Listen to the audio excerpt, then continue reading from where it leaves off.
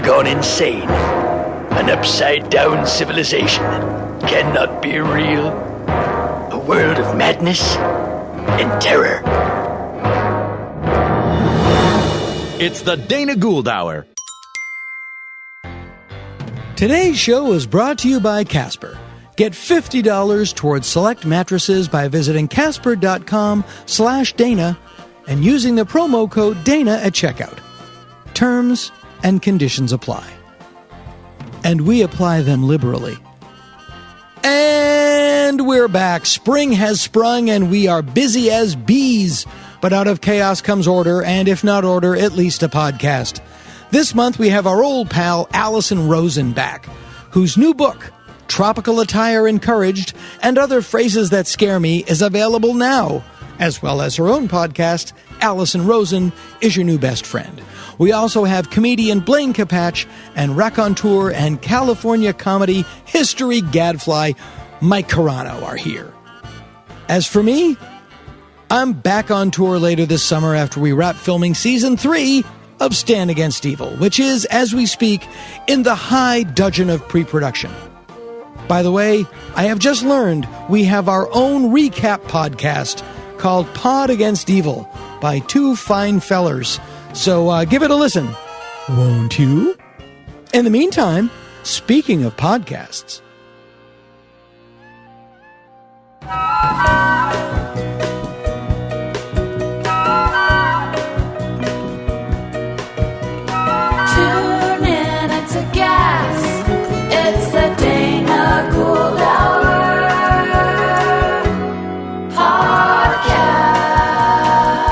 The Dana Gould Hour. Free and worth it.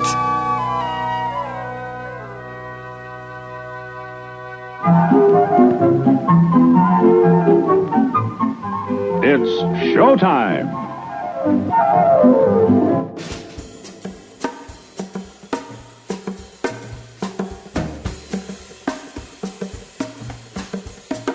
God, it's a perfect day here above Mulholland Drive and the Mulholland Drive view shelf, as it is referred to by the Van Nuys Courthouse. I know that when you want to paint your mailbox, you've got to go clear it. I am sitting here with an old pal of mine, stretching back through many forms of media. She has her own podcast and a new book out entitled Tropical Attire Encouraged. Please welcome Alison Rosen. This is the sound of my voice. Alison, how are you? I'm really good. The full title is actually Tropical Attire Encouraged and Other Phrases That Scare Me.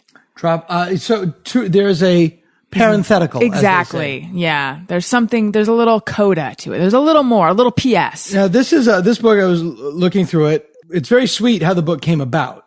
The story of how the book came about is very sweet. It's like a Fran Lebowitz essays.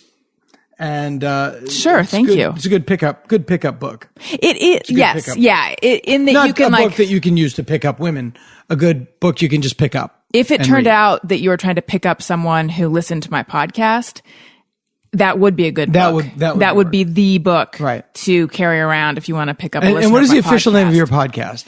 Alison Rosen is Your New Best Friend. That's right. Okay. It's not Your New Best Friend. No, Alison it's not. Rosen. No. Okay. Although sometimes like people will, I'll get a guest, someone will pitch a guest for like, hey, wanted to see if, I could pitch so-and-so for Your New Best Friend podcast. And obviously I know what they're talking about. Right. But I wonder if you give yourself a narcissistic podcast name like Alison Rosen is Your New Best Friend, do you have to accept that it also is sort of called Your New Best Friend with Alison Rosen? Or do you want to get a really trendy ARIYNBF? ARIYNBF actually is what the Twitter feed is. There you go. But it looks like Aryan Boyfriend. Aryan Boyfriend. You know what? You'll probably get more. You'll probably get more. I was prescient. I know. And I don't know if it's prescient or prescient, so I sort of split the difference. I don't really know. Is my podcast title, am I doing like a Tyler Perry thing? No, I don't think, I think only Tyler Perry could do Tyler Perry. Okay, good. I think only Tyler Perry he is our leading, born again transvestite filmmaker. That's how I call him. He's in a class all his own. For now. How you don't. Yes. Can we quickly go back to the story of how the book came Yeah, I want to be? to get to the book story, and then I want to click through a couple of my favorite chapters. Oh, thank you. Well, here's the thing. I want to talk about how your life has changed and all that stuff. We're going to, basically, all we need now to be my two aunts is a coffee cake and a pack of Merits. We're Where are they? We're going to sit here at the kitchen table and we're going to work through some stuff. Are Merits menthol? I don't know. I've never Okay. smoked. I look forward to that. You've never oh, wait, I knew that. Yeah, I've done You're nothing. like straight edge, but not straight edge. Yeah. I'm just boring, it's called. Don't you ever just need a break? We'll talk about it. Okay. I like really simple things and they give me pleasure, and we'll get into it. All right. So anyway. I mean, I'll have a beer, but that's it. But never like a drag on a Merit. No, I've never smoked. I had to smoke clove cigarettes one time for a TV show I was on, acting job. And I don't know if that counts. Cloves are more harsh than cigarettes. Oh yeah? I believe. It didn't do anything for me. And then, Did you cough? No, I didn't even, I'd not sound like Bill Clinton. I didn't inhale. I kept it lit and held it in my hand. Mm-hmm. And then I just said to the director, I don't want to do this. I think it's going to look worse if I'm smoking because I don't know how to smoke. And he went, then don't smoke. I was like, oh, okay. So easy. What TV show was it? It was really funny. It was a show called Mob City, and it was Frank Darabont who developed and did the first season of Walking Dead. And it was his first series after that, and it was a limited series, and it took place in L.A. 1947. And I was a LAPD detective in 1947. And the people in the show were real. It was William Parker was a character and Bugsy Siegel was a character. And I thought all of the characters were taken from real life, from the mob squad of the LAPD. So I went down to the LAPD museum to find out my character, whose name was Buzz Purcell. I went looking for him. I couldn't find anything on him. And then we were shooting, and I said to Frank, I said, how did you find Buzz Purcell? I couldn't find anything on him. And he went, I made him up. But look at you taking it so seriously, going down, trying to get background on your character. You want to do your homework. You have to do your job. So yeah, tell the story of how the book came about. Okay. It's a very sweet story. However, have you ever received a gift that is so nice it's actually rude because there's no way you can ever live up to Yes. it? That is what this book was. My husband and I already sort of have a competition in terms of gift. Competition is the wrong word. He's really good at giving gifts. I am like humorously terrible at giving gifts. And I've given some pretty shit ass gifts in my day. I gave him an over the cabinet door organizer one year. What is that? It's like a little a wire basket that has these two hooks that hook on the door so that you can hang it on any sort of cabinet door. So when you open it, there's just like extra storage space. Mm-hmm. I enjoy a storage solution.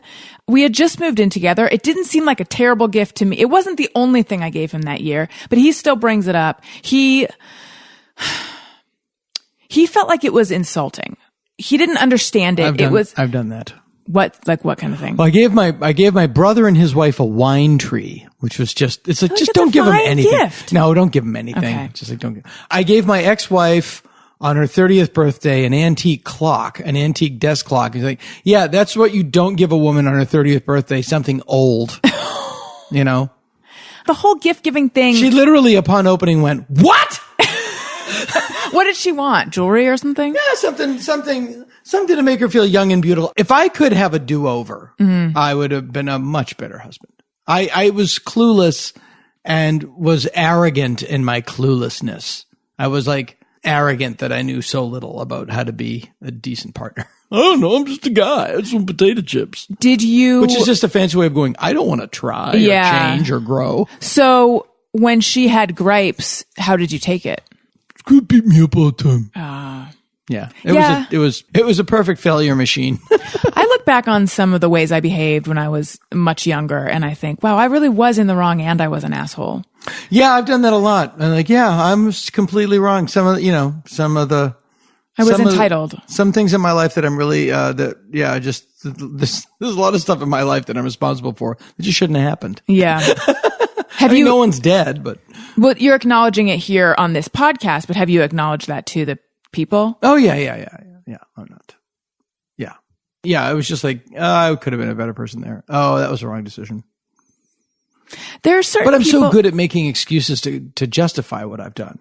It's so delicious to just like, I could build a case to do anything. This is why I cut him up and buried him in his backyard. if you break it down. Well, what, does it go back to your childhood? a childhood of needing to bury people in your backyard? Yeah, or, just, it's the same bullshit everybody else has. Yeah. I don't know. I can think myself in circles about this stuff. I mean, some of it's self-awareness, and then some of it, I guess, is probably justification. I don't know. Life and relating to people is so difficult sometimes. Yeah, but it's great. I can really see being in a serious, real relationship again, where I'm trying to learn from my mistakes. I think that's like, I wouldn't have handled this way before. That was dumb. But you have to make the mistake to know it. Yes. You don't know the stove's hot till you put your hand on it, God damn it. I hate that about life. Yeah. Yes. In fact, there's plenty of things growing up that, because I have really, or had really overprotective parents who would definitely let me know all the things that could go wrong in any situation. And like, here's what you should. That's where our similarities stop. Yeah. You had the opposite. But there was a lot of stuff where it's like, yeah, it turns out that you were right, but I had to go through it on my own. Yeah, you got to learn it on your own. Yeah. It's and it's funny. I'm very close with my ex-wife, and she's a very strong, she's big executive and has a big job, and she's a very feminist, and one of our daughters wants to be a cheerleader, and it's killing. It's like, oh, she's very good about it. She's like, well, she wants to do it. I'm going to get behind it, but I don't really know. She doesn't like Barbies. She's right. Like, she's just like, little girls don't want to play with a Ruth Bader Ginsburg doll.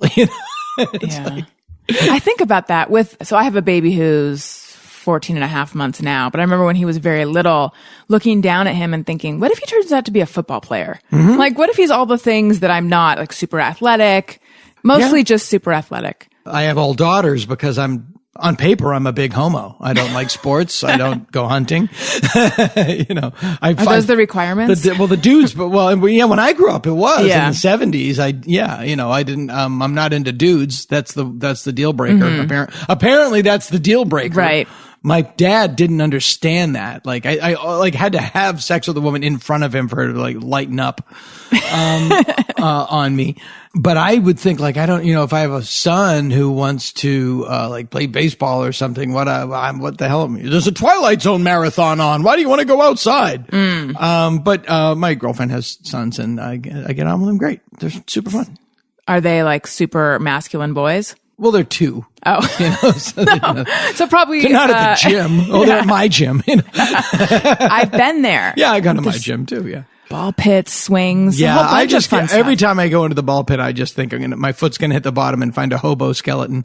It's a surprisingly deep ball pit, like too deep. There should be a higher bottom on that ball pit because your kid shouldn't sink like in quicksand. The one on Riverside in Lancashire, is that the one you go to? It was technically North Hollywood, so is it that one? Yeah, we've been to the same my gym. Over by where the Iliad bookstore used to be. Sure. Yeah. Yes. Which was right next to Odyssey Video. The Iliad and the Odyssey right next to each other. Perfect. Also near a place that looks like giant beer barrels. Yeah. That's it. That's the place. Yeah. I've only been there once. We have not signed up. We're not officially my gym. Yeah, you got to get in there.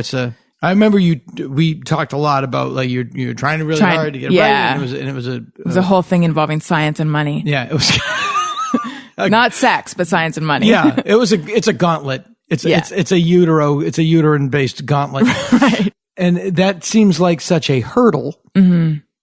And then you have the child, and all that is a distant memory. Yes. And you are just completely bulldozed.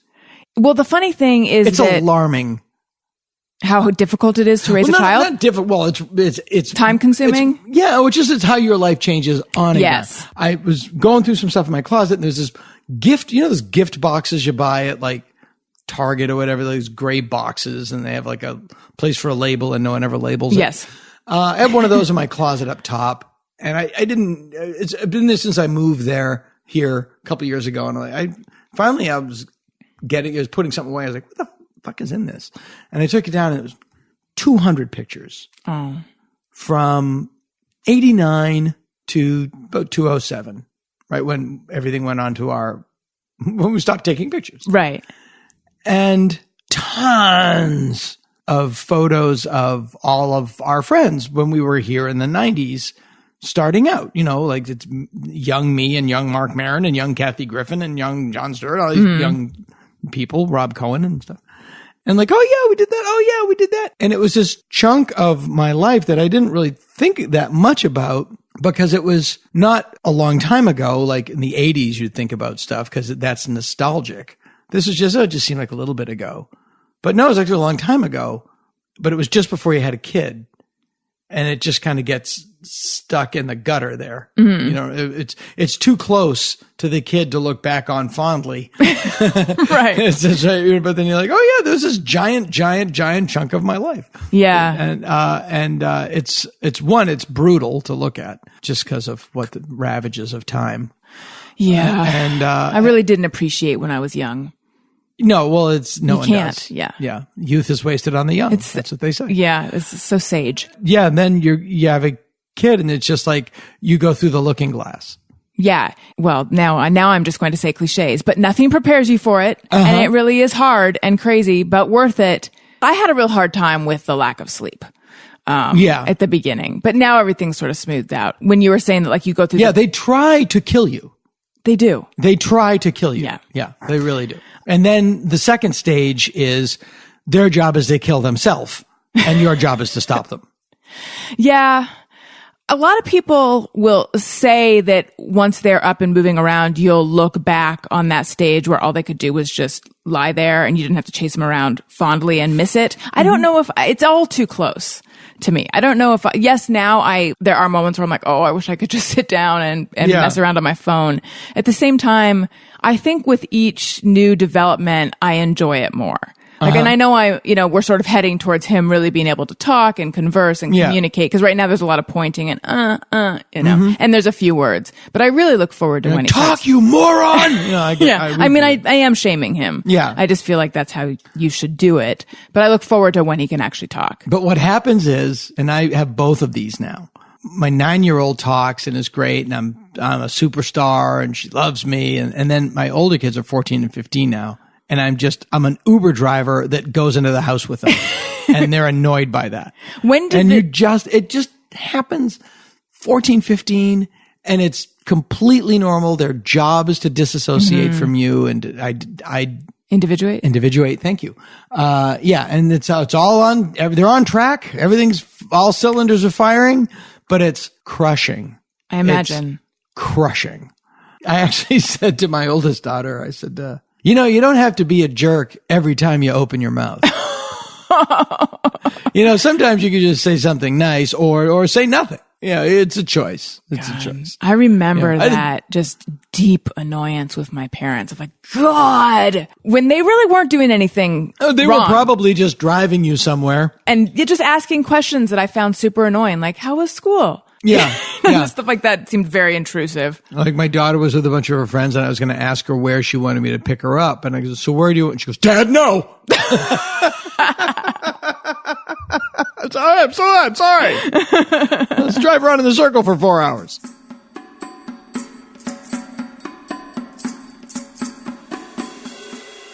Other than the leaf blowers, it's a beautiful day high atop the Mulholland Drive view shelf here in Southern California.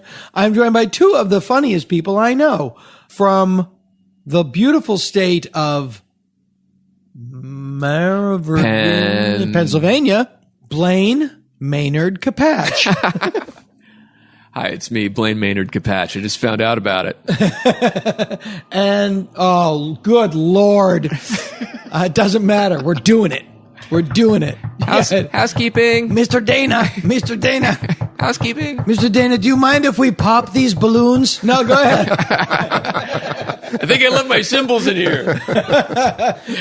We've got to unload this crate of triangles. Go ahead. We have a pot of tambourines we need to break down. Go ahead. Not the glockenspiel. We have a gross of sleigh bells we need to drag across your yard. Is that okay? Absolutely fine. I'll say. He'll be done soon. And you're from San Diego, aren't you? Born in Arizona, lived in San Diego for a long time. King Tut. Yeah, that's right. Sorry, I'm still shaken up by the two of the funniest people comment because there's no way I'm going to live up to that. Sure, you've already done it. Mike, pronounce it correctly. Serrano. Carano. No, because I called you Mike Carano last time, and you corrected me. We'll go with Serrano. I'm changing it. I called you Mike Carano last time, and you said you flipped it. Gift. Are you sure? It's all right. It's okay. This podcast is over. It's only my name, my identity. Nothing important. Listen, Dan, for a man who spends his life being Dan Gold, you're fine. Are you sure? Because I call you Mike Carano. I've known you as Mike Carano all my life. And I swear to God, the last time you were on this podcast, I said Mike Carano. I'm not sure about what happened last time, but I believe you said Serrano, and then I corrected you. And I tried to do this. Can I just say this in all honesty? Yeah. I wish I was dead. Me too. We have 2 wishes left. My middle name is actually Harold. It's my dad's name. That's a great middle name. And that's a perfect middle name. And my brothers also have the middle name Harold. Brad Harold Capatch and Brent Harold Capatch. Because my dad wanted to name Brad Harold, and my mom said that is the worst name. We will not have a son. So all of you are B.H. Capatch. We're all B.H. Capatch. What's your dad's name? Harold Edward Capatch. Oh, okay. Interesting. My mom's name also Harold Edward Capatch. Of course. It's weird. That's how they met. Do you know who you're named after? Is it your dad? I don't know why I'm named Blaine. I'm named after Dad. My middle name is Dad. I was almost named Keith. That's my first name. Is it really? Sure is. Keith. Never gone by it. Keith Serrano. Keith Michael Carano. Keith Serrano. Serrano. I'm changing it right now. I like this. It's a new identity. I dig it, man. I asked my mother, who was I named after? Because my middle name is John. And I said, who was I named after? And she said, well, we're almost going to name you Keith. But then your father's friend Dana killed himself. Oh my. Well, thank you. Just a nice legacy to have. Is everybody named after something, do you think? I think so. You don't think parents just randomly pull a name out of thin air and go, that's it? All my daughters are named after somebody. Yeah. Okay. Who? Yeah. Lulu, whose real name is Catherine, is named after Catherine Graham. Okay. Who was a hero of my ex-wife's. And Alice was named after Alice from Alice in Wonderland just because of her origin story of having such a eventful life of being born in China. And did you try to mold her into that Alice character? No, she's her own person. Just take the pills, honey. She is 100% her own person. Isn't the naming people after something sort of like the tattoo fear that I have, where you're going to get a tattoo and then the person who created, like if you get a Simpsons character tattooed in your arm and then all of a sudden the guy who created that character turns out to be some horrific like child molester, and now you have this representation. Why do you say that about a Simpsons character? I don't know. Looking at me. I just remember seeing a guy that had Bart Simpson with a ball and chain, and I was like, what if Matt Groening I see, yeah, does something horrific, and now you have a piece of his creation on you? Yeah, well, that's you can always say it's someone else. You can always say it's someone else with a name. I think the weirdest thing is naming people Junior. I think is weird. Oh my God. Like the name Frank Sinatra Jr. is child abuse. Well, what about just calling them actually Junior? Yeah. It's just child abuse. It's like it's like John Lennon saying to Julian, "You can have a band, but they have to be named the Other Beatles. Good luck." My brother Brad's son is Brad Capatch Jr., but they call him JR and always called him JR. Yeah. Okay. It's just me. I find it narcissistic. It's like you literally have a miniature version of yourself. Absolutely. And then name it after you. I don't mind the name. It's the Junior part. Well, Donald Trump Jr. tells me that he's more narcissistic than we think he is. That's not possible. From his selfless appearances. We think he's the epitome of narcissism. No, I was kidding. It's pronounced epitome. I'm beginning to think that this little experiment is not going to work out. This little thing. I don't know. What, the leaf blower guys? Yeah. Running for president is a publicity stunt. I believe it might backfire. Man, Pat Paulson is lucky you got out early. But it is I don't want to go down this road because it would be boring, but it is funny. It's like all these guys that are just these sort of, white collar criminals. Like, yeah, this will be great. And then, you won't win, but you'll get a raise. Let's all be a part of it. And there's like the cockroaches and the lights come on like, huh? It just ankle bracelet. I know, but we're so forgetful. Like a couple of years from now, there's going to be a huge segment of the population that just doesn't care anymore. Well, we already like George H.W. Bush. George W. Bush. Yeah. Both of them. Yeah. Well, George H.W. Bush was nothing on his son. He didn't go to war for a mistake. Sure. Yeah. And he seemed like a decent human being, which Trump seems to be the antithesis of. I was not bothered, but I noticed how... the hagiography of Barbara.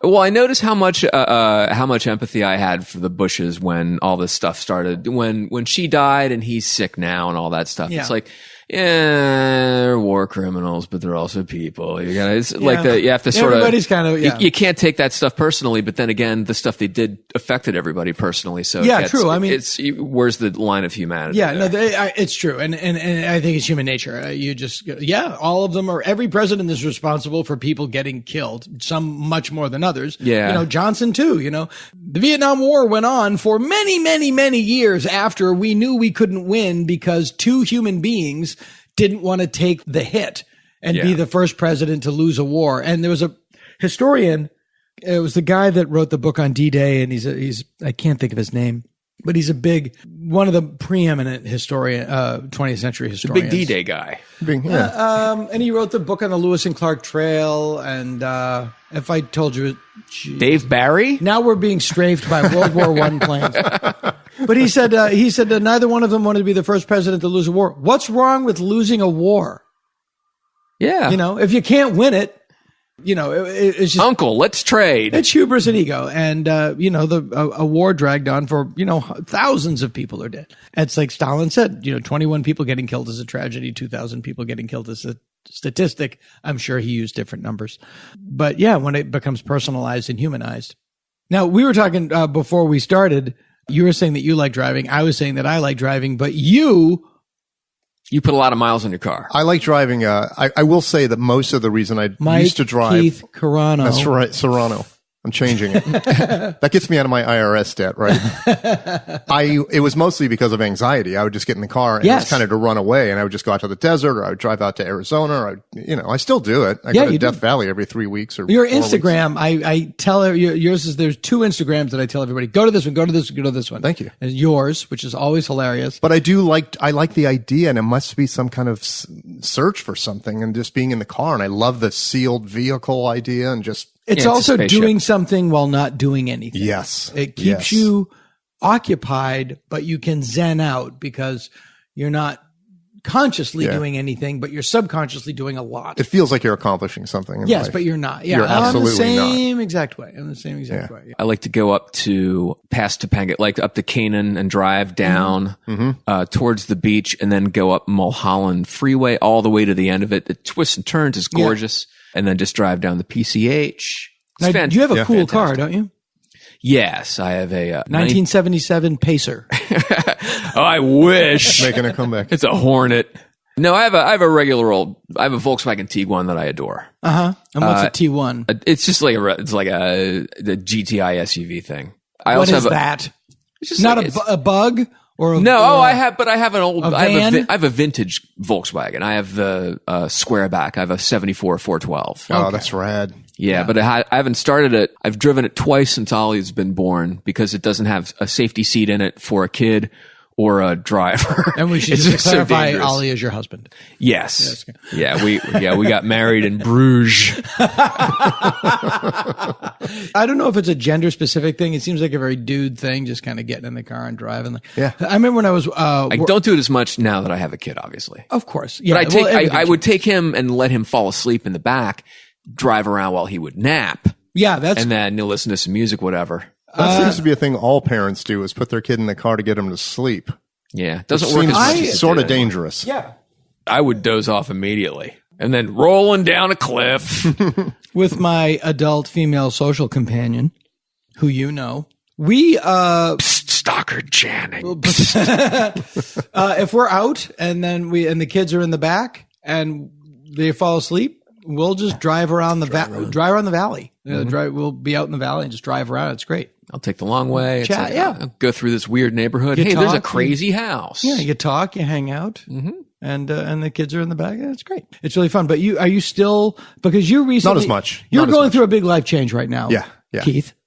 That's correct. You had a gig. You worked for the Improv 30 years. For 30 years. Yes. Are you vested in it all in that, or it was much more difficult after I quit than I thought it was going to be, because I genuinely thought it was going to be kicking my heels up in the air and then turn around and giving it the bird. But it hurt, and it felt like a death. It felt like my whole identity was tied up in that place, and now it's gone. My entire social life. And then somebody gave me some money to make a movie, and I started spinning out of control on that. And he flew out here, and we had a meeting about what's going wrong in my life. And, and now it's transitioned into a sub-product thing that I'm making right now about getting all my shit together. Okay, there's two things here. One, you'd be surprised how common that is. People work at someplace for a long time, and then they leave, and then they get a lot of money to make a movie.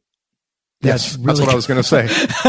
That happened to my brother when he left the phone company. No, I think it's really common. It is probably common out here. I'm going to go get hired at Big Lots, work there for 20 years, and then ka-ching. Because it is your identity. It's like not a death, but getting a divorce. It's so much of your identity is you're a couple, and then you're not a couple. And I have very little memory of 2013.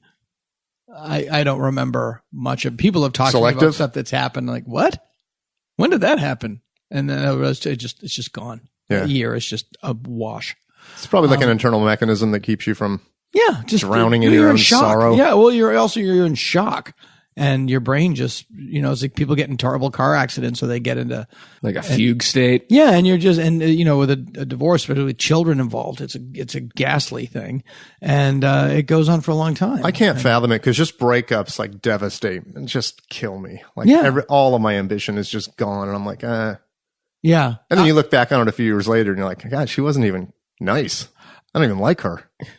Yeah, I'm very bizarre, and it takes me forever to get past it. Is there a breaking point where you can take a breath? You get tired of being upset at it. It's like, I'm so tired of being mad at but this. Then it's like something breaks, but then something breaks, and I look at it like it was a movie. It's like somebody once described a dream as being in a movie about yourself. Things are happening, but you're not emotionally involved in it. Like you can have a dream that you're getting attacked by a shark, but you're not afraid.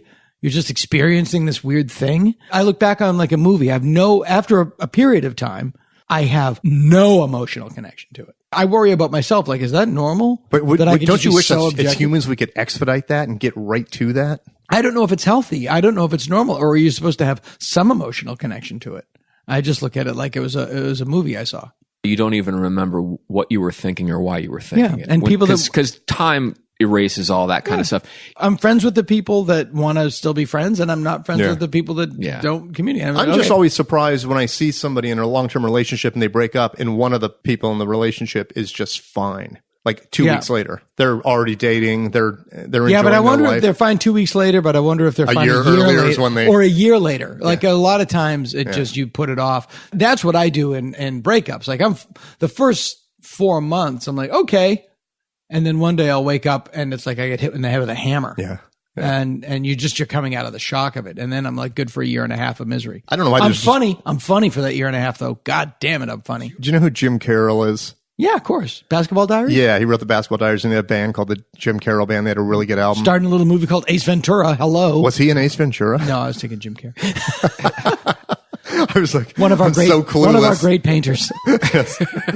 Oh God, I wish he was in Ace Ventura. I asked him one time. I go, "What do you?" He was telling me about a relationship he was in. How did you know Jim Carroll? I used to book him, like at the Improv. Oh, okay. Was he funny? Nobody. It was just fun hanging out with. It was just an interesting guy. And he would bring Lenny Kaye, Patti Smith's guitar player, and they would do songs and stuff. He was telling me about breaking up with that girl Tabitha Soren from MTV. From MTV. She was like 25 years younger than him. She was a newscaster. Yeah. And I go, "How do you handle that?" And he goes, "I just move." He goes, "I literally get a new apartment, move my stuff, and don't call." And I was like, wow. Wow.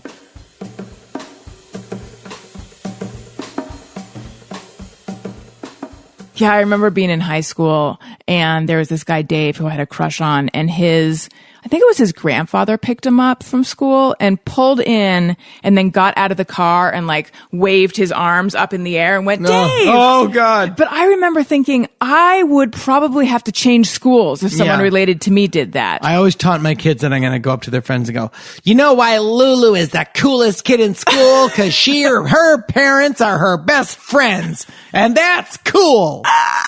She thinks homework is punk rock. So do I. Homework is rap." That would like if you get them totally lame. Homework is on fleek. That would be my mother. I think homework is rap or hip hop. Somebody said their grandmother or their aunt, might have been John Ennis, their aunt calls rap burglary music. Oh my God.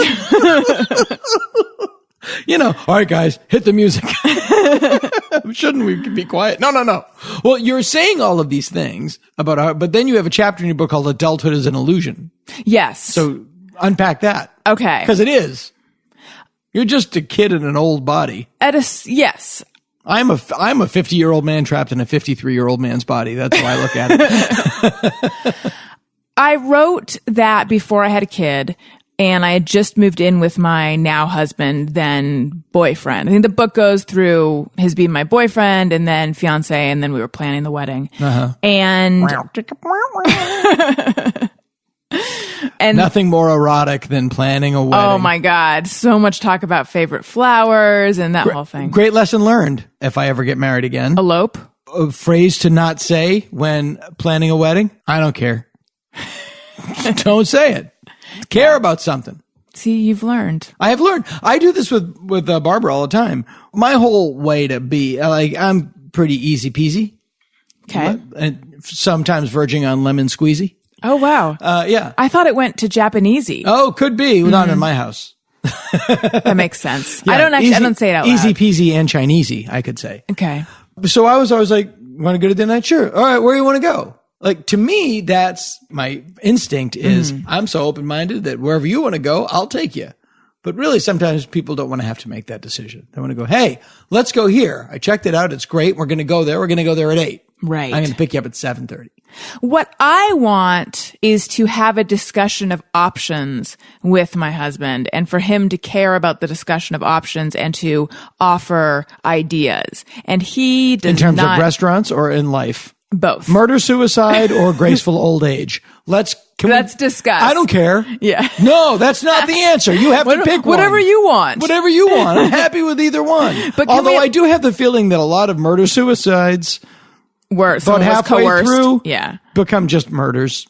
I think so. Become a lot of murder. Gee, I feel a lot better now. Yeah, I don't know that I could follow through. Yeah. With the, if I were in charge. There's a lot of people waiting at the gates of heaven going, he said he should be here any minute. No, just 5 more minutes. Just 5 more minutes. Maybe the phone rang. Right. I'm sure he's on his way. I want to have a back and forth discussion of options and the merits of each. And I want him to have done some research as well. And I want to a full meal of just figuring out where to eat. And Daniel definitely does not enjoy that and gets frustrated by that. Maybe all men would get frustrated by that. I'm not a foodie at all. So I'm the worst. And actually, it's not even about the food usually for me. It's the ambiance. Yeah. My ex-wife was really into food heavy. And we would go to these restaurants, and I felt bad. But I didn't try. Again, I didn't try. I went to the French Laundry. Is that what it's called? Yes. It's up in Napa. Yeah, I've been famous restaurant. I've been there twice, and I didn't try, and it's my fault. And I was joking that it was so wasted. I don't know. Portions are kind of small. But really, I should have tried. And I didn't, and that was my fault. That was me making a mistake. That was me coming at this thing from the narcissistic viewpoint of, here's my attitude towards this. The concept that my attitude is wrong doesn't even exist. Let's put this through a prism where we can celebrate my attitude. And she wasn't into that? No, she was trying to enjoy this thing that she liked. Were you making little silly jokes that were conveying how much you weren't into it? Yeah. Because I imagine didn't get it. Right. Yeah. No, I was an asshole. She was very sweet about it. And I'm probably blowing it a little bit out of proportion, but I didn't really give it the effort that I did now. It's taken me a long time to be an adult. Yeah. Oh, yeah. So back to is adulthood an illusion? Yeah. I just realized that when I am trying to do my taxes, I call my parents. When something happens with my car and I'm not sure what to do about it, I ask my parents. And I was like, by the age I was when I wrote that, my parents had teenagers and they didn't even have parents anymore. So, and I don't feel like, or at the time, I didn't feel like I was alone in that. I felt like that's what's happened with this generation is that we are not really, we're growing up so much later. And then also I began to wonder I think in that story, does anyone really feel like an adult? How do you when does it set in? Yeah. I don't have that experience with my parents. Right. Frank Sinatra said something, I believe it's in the Live at the Sands recording where he's talking about how old he is, and he says something like, I'm probably going to get the numbers wrong, but he goes like, my body's 48, my mind's 26. And yeah, I'm still 26. I'm in this weird old body. Sometimes you walk past the mirror, you walk up to your car with the groceries and you see your reflection in the driver's side window from that terrible angle. Yeah, it's always the worst. And it's just like, oh, I am my dad. Like I look so much like my father. It's creepy. Yeah. I mean, it's good. I know how I look when I'm 88. It's tricky. It's a toughie. It's a toughie. I never really was consumed with caring about, am I aging or how do I look? And I felt like I looked young for a really long time, but something about having a baby, and maybe it's just that I'm comparing how I look in the mirror now to how I looked before I was pregnant. So now that's like 2 years ago, and stuff does happen. You in don't 2 look years. different to me. Thank you. But I've only seen you dressed, and I'm not. No, but it's just. I'm not me tooing you. No, I know. I'm not even talking about my body. I gave up on that a long time ago. No, I'm talking strictly about just neck up, you don't just look, my you face. don't look any different. Thank to me. you very much. To me, though, it's all of a sudden like things that I never would have considered before. Like maybe I should look into Botox. Maybe I should look into. No. But I feel like everyone does it. You might do it, and you don't even know you do it. No, I don't have any work done. Are you sure? I'm just. I've kidding. had my teeth fixed, but that was a public service.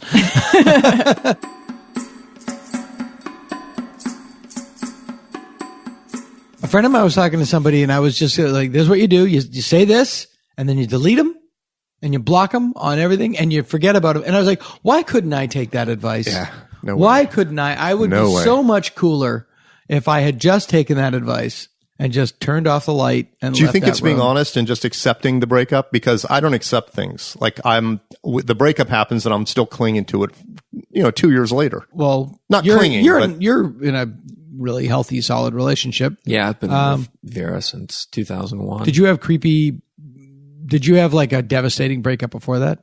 Yeah, well, I was with a girl for 8 years. Yeah. Okay. and then we split. Like I moved down here, and it So just you've sort of- had your it felt balls driven into your throat. Oh yeah, Yeah. much more than once. Yeah.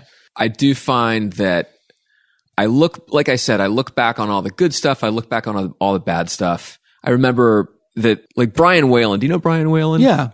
Chameleon from The Basketball Diaries. Philadelphia. Yeah, the Basketball Diaries guy. Everybody wrote the Yeah, basketball. he was in that movie Homps. You know Carl Sagan? Yeah, Basketball Oh Diaries. yeah. Basketball Diaries. Imagine Carl Sagan getting dumped. This is bullshit. Brian Whalen said, because one night I was bumming out about her. I was alone. I hadn't been dating. Because you're human. I was at Largo, and like everybody's happy and smiling. And I was kind of bummed out. And he goes, "Hey, you just have to remember, you broke up for a reason. You don't remember it now. You just remember how much fun you had and how much you miss her and how you wish things were normal again. But you broke up for a reason." And then immediately, if you try to get back with that person, you go, "Oh, right. Oh yeah. Yeah. Oh, yeah, right. I forgot." Oh, it's horrific. The minute you even just having a verbal anything with an ex that I didn't like, it's like, oh God, Jesus. Selective thought process, like just remembering whatever the good was. I can't even think of it. I had a great time with everybody I was with, and they all ended for whatever their Yeah, reasons were. they end for a reason, and the grossness that you feel is, I know, and I was raised in a very unstable environment, and By that volcano, right? by that volcano, I grew up in a little town called Fracking, USA. If everybody had a nose. I'm so sad that Johnny Carson died before fracking became a Fracking. May a crazed geologist frack your sister-in-law's shale deposit. Shale. Bargain ice holes. Yes. The other one was like, may a crazed software developer Google your sister. Oh, sister, sir. Your sister. There was a photo of Eliza Dushku at a red carpet wearing a dress where you could see her vagina. Just like it was just like, there it is. And I was at work. I was at the show, and I said, I'm going to go home tonight, Google douche-coo and Yahoo myself. And it was so funny. And it caused such a big laugh that I wanted to immediately go home. I was like, I can't say anything else today. I'll never top this. I have to get out of here. I'm going to stand on 20. But I think what it is if you're in love with somebody and then they're not in love with you, like I go, well, if you could, then my mother can stop being in love with me. Then nobody can love because you said you loved me. What do you mean you don't anymore? Good what point. The fuck is that Good bullshit? point. It's called immaturity, that understanding. And, but there's no answer to it. You never figure it out. It's just like, yeah, you get your, That's a happy ending. yeah. The older I get, the more tired I get getting upset at stuff like that. Getting upset at the past bums me out because I could be getting upset at stuff that's happening right now. You know, I need that energy for getting upset at what's happening. I like getting upset about stuff that might happen. Oh, I do real. that too. Oh, there's great. Oh, yeah. I will get genuinely angry. I will be in my car and get pissed off thinking about something that could happen. Yeah. That has not. Yeah. I did a set at Largo the other night and it was fine. And I'm so upset at a bit I didn't even do. You know what I Because mean? you It's like, forgot to do it? I wanted to do that bit. I forgot to do that bit. Yeah. It's like, well, you did the whole thing. The set was Fuck, great. fuck, No, fuck. but I should have done the thing that, God. That's all I remember. Then I just took out like 3 construction workers with my car and just didn't even stop. Chris Rock said he was doing a theater and people are going nuts. And there's one dude sitting there with his arms crossed and he goes, that's all I could think Oh, of. of Yeah. course. Yeah. Of course. Never mind the 2,200 and Yeah. No, it doesn't matter. It He's doesn't zero matter. right in on him. Yeah, I got to make that guy laugh. Well, why did you leave the improv? things got, okay. I took fuck the man literally and I made them my enemy. And every single thing they did. It's a Right. corporation now. It's not a mom and pop like it used to Right. be. And apparently Yes, it I don't is. fit into the corporate environment very well because I don't really know how to get along with those people. And Right. truth of the matter is now that I'm a month and a half out of it, I realize I'm just an angry dude. Yes. And As am I. yeah. And they're not the devil. I'm an adult man. I can make my own decisions. Mm-hmm. And the fact that I allowed myself to get taken advantage of and just built this resentment year after year for 30 years. Yeah. And the problem is me That not happens. moving on. And I had so many opportunities to do other things. And I took some of them with Dennis Miller and with, But you know, when you don't belong somewhere, I just overstayed it by 28 years. And I mean that. I love comics. I'm obsessed with this thing here. Yeah. But I don't like when I became a GM of an improv. I was like, "This isn't it. I don't care how much prime rib costs. I don't care. I don't care. All I care about is when the comics get there and that the audience leaves and they're super happy and I feel like Walt Disney, like watching people leave Disney. That's all I care about. That's And there's a guy doing comedy in the background the whole time. yeah. Were you the one that told me the story about the chandelier?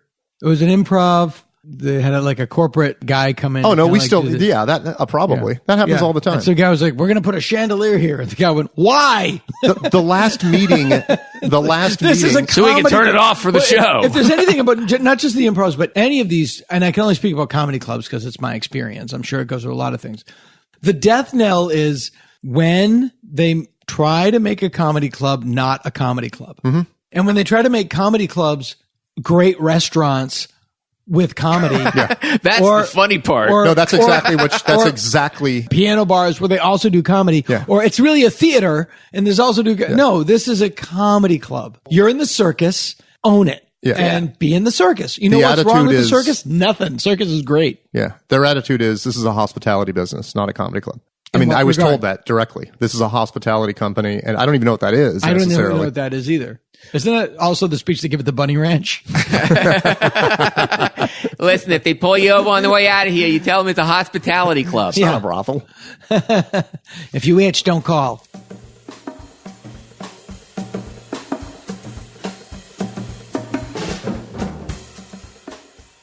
I thought that I'm so good at spotting a nose job. I'm so good at spotting this and spotting that. But now I'm wondering if I'm just so good at spotting bad work. And maybe the good work goes by unspotted by us.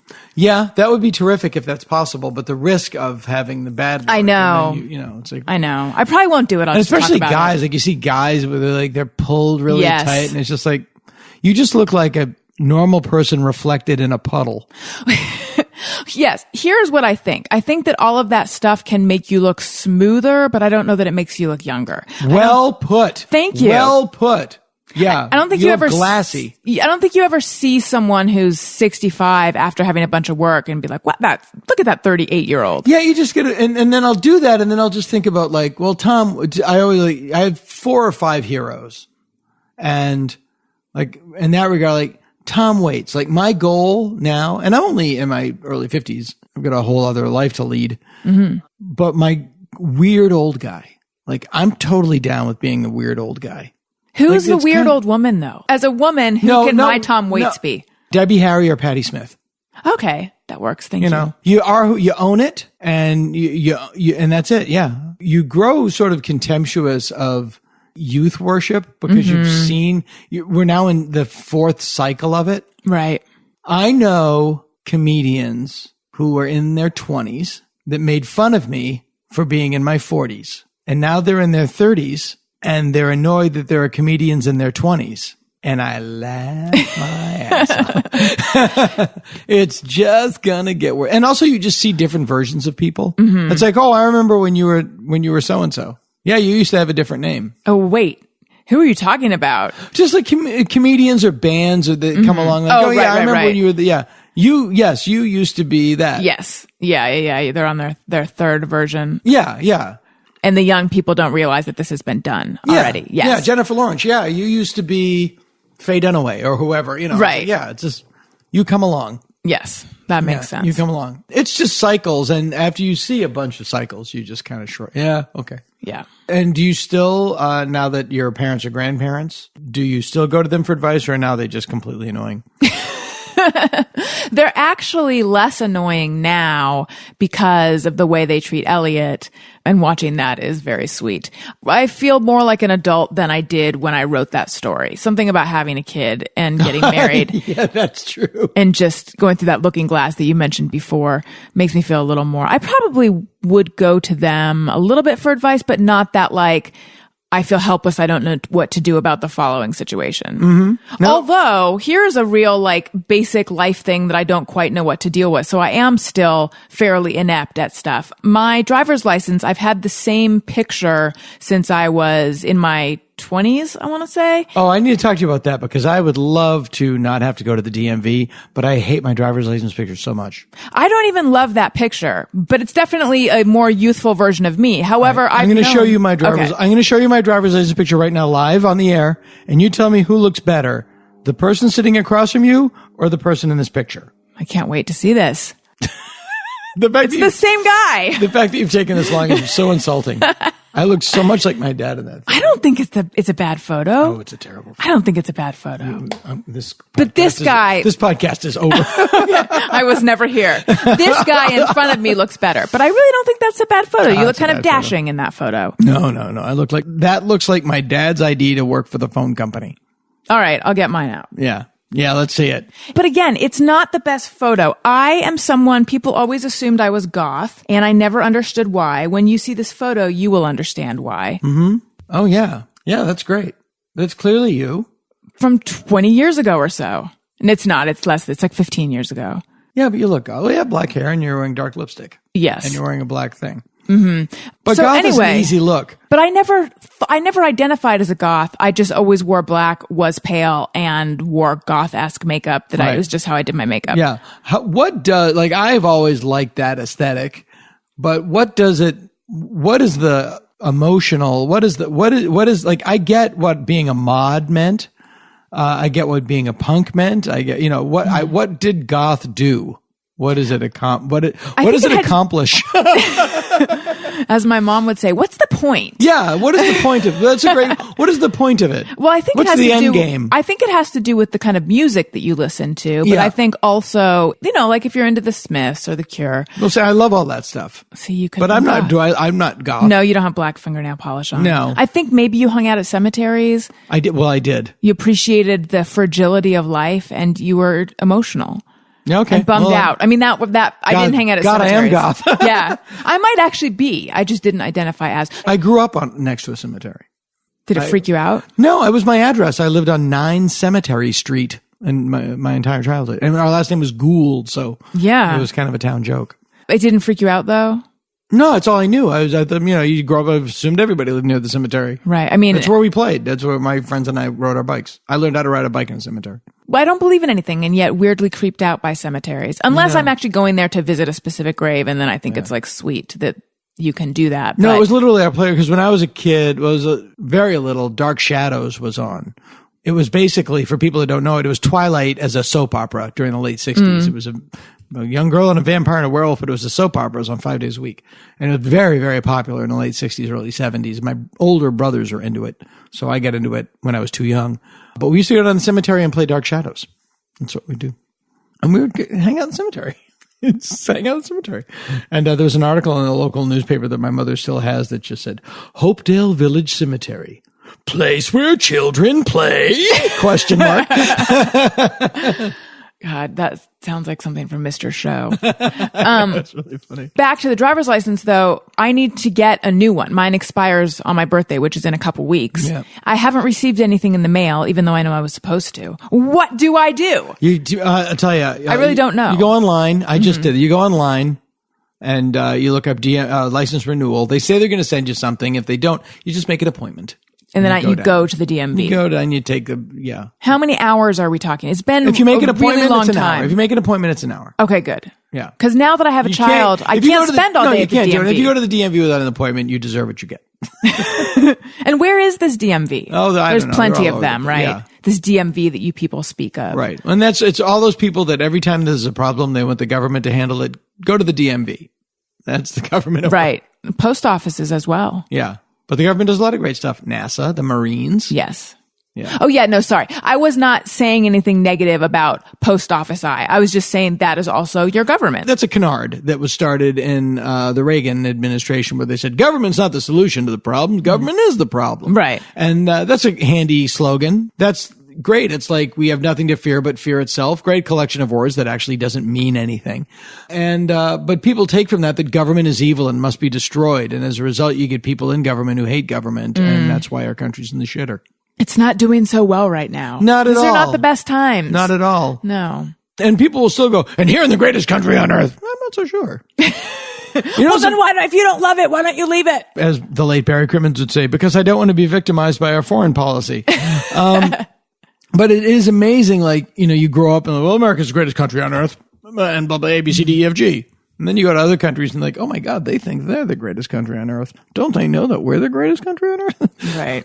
This country that's been here for 1,000 years, don't they know that we're better? I grew up in a time when there was a lot of anti-Russia sentiment and fear of Russia. Not anymore. Right. It's now weird. They're awesome. Yes. It's weird that we're right back in the place we were before, not the sentiment, but just in terms of who the actual threat is. Yeah, well, there's people that do know who the threat is, and unfortunately, they're not running the government. Right. Although I think, they're working. You know where all the money went? There's a ton of money that went through the to NRA. Sean Hannity's shell companies. Well, they went through the NRA. The NRA's budget doubled in I think 16 or 15, and it was oligarchs funneling money to help Trump through the NRA to ensure that Trump would win, so that he wouldn't levy. So he would release the sanctions and not levy any more sanctions. And if you think that doesn't work, ask why last week he did not put the sanctions that his own UN ambassador said he would. But if people don't care, you get what you get. If you don't flush the toilet, your house smells like shit. But if you don't care, that's where you live. Sometimes even when you do flush the toilet, if you have a child, your house smells like shit. You have a child, your house smells like shit. Yeah. The diaper genie only has one job as a genie, and that's to stop the smell of shit. Great job.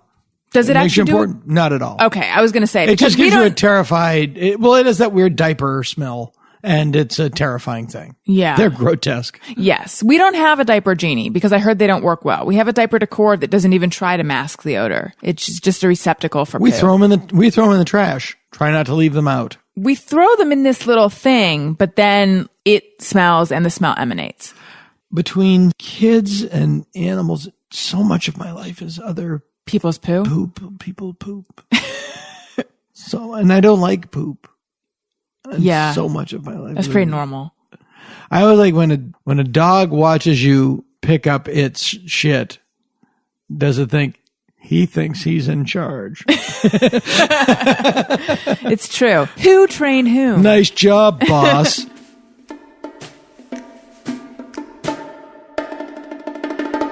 When I was in Vegas and I was at the Maxim Hotel and Casino in October '94, the manager of the club, it was me, Tim O'Rourke, and Robert Hawkins. Mm-hmm. But the manager of the club, Kazzy, one of these dudes with a tuxedo on. The guys that are really upset that it's not 1957.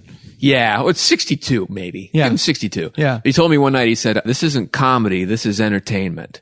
This isn't show business. This is entertainment. Entertainment's different." And he was trying to be cool about it. Yeah. Yeah. It made a lot of sense. Thanks for It's insulting oh, my yeah, right. career. Yeah. They're not here to see you. They're here to sit down in a dark room and drink. Yeah. And you're what's in this room. It's like you can't take it personally. I would argue that he's wrong in the sense that this isn't comedy, it's entertainment. Yes. Yes. This isn't show business, it's entertainment. Wrong. Show business is entertainment. You could also, this isn't comedy, this is show business. People come in, it's glitzy, you see the show. There was a comedian, I was just in Austin, Texas at the Moon Tower Festival, and saw a young comic at an idea. I love the idea of the joke so much. It wasn't quite there, but it was comedy is the only art form where the art is more famous than the practitioners. Than the artist. People just go to see the art form, and it would be like people going, "Hey, want to go get McNuggets? What are McNuggets? I don't know."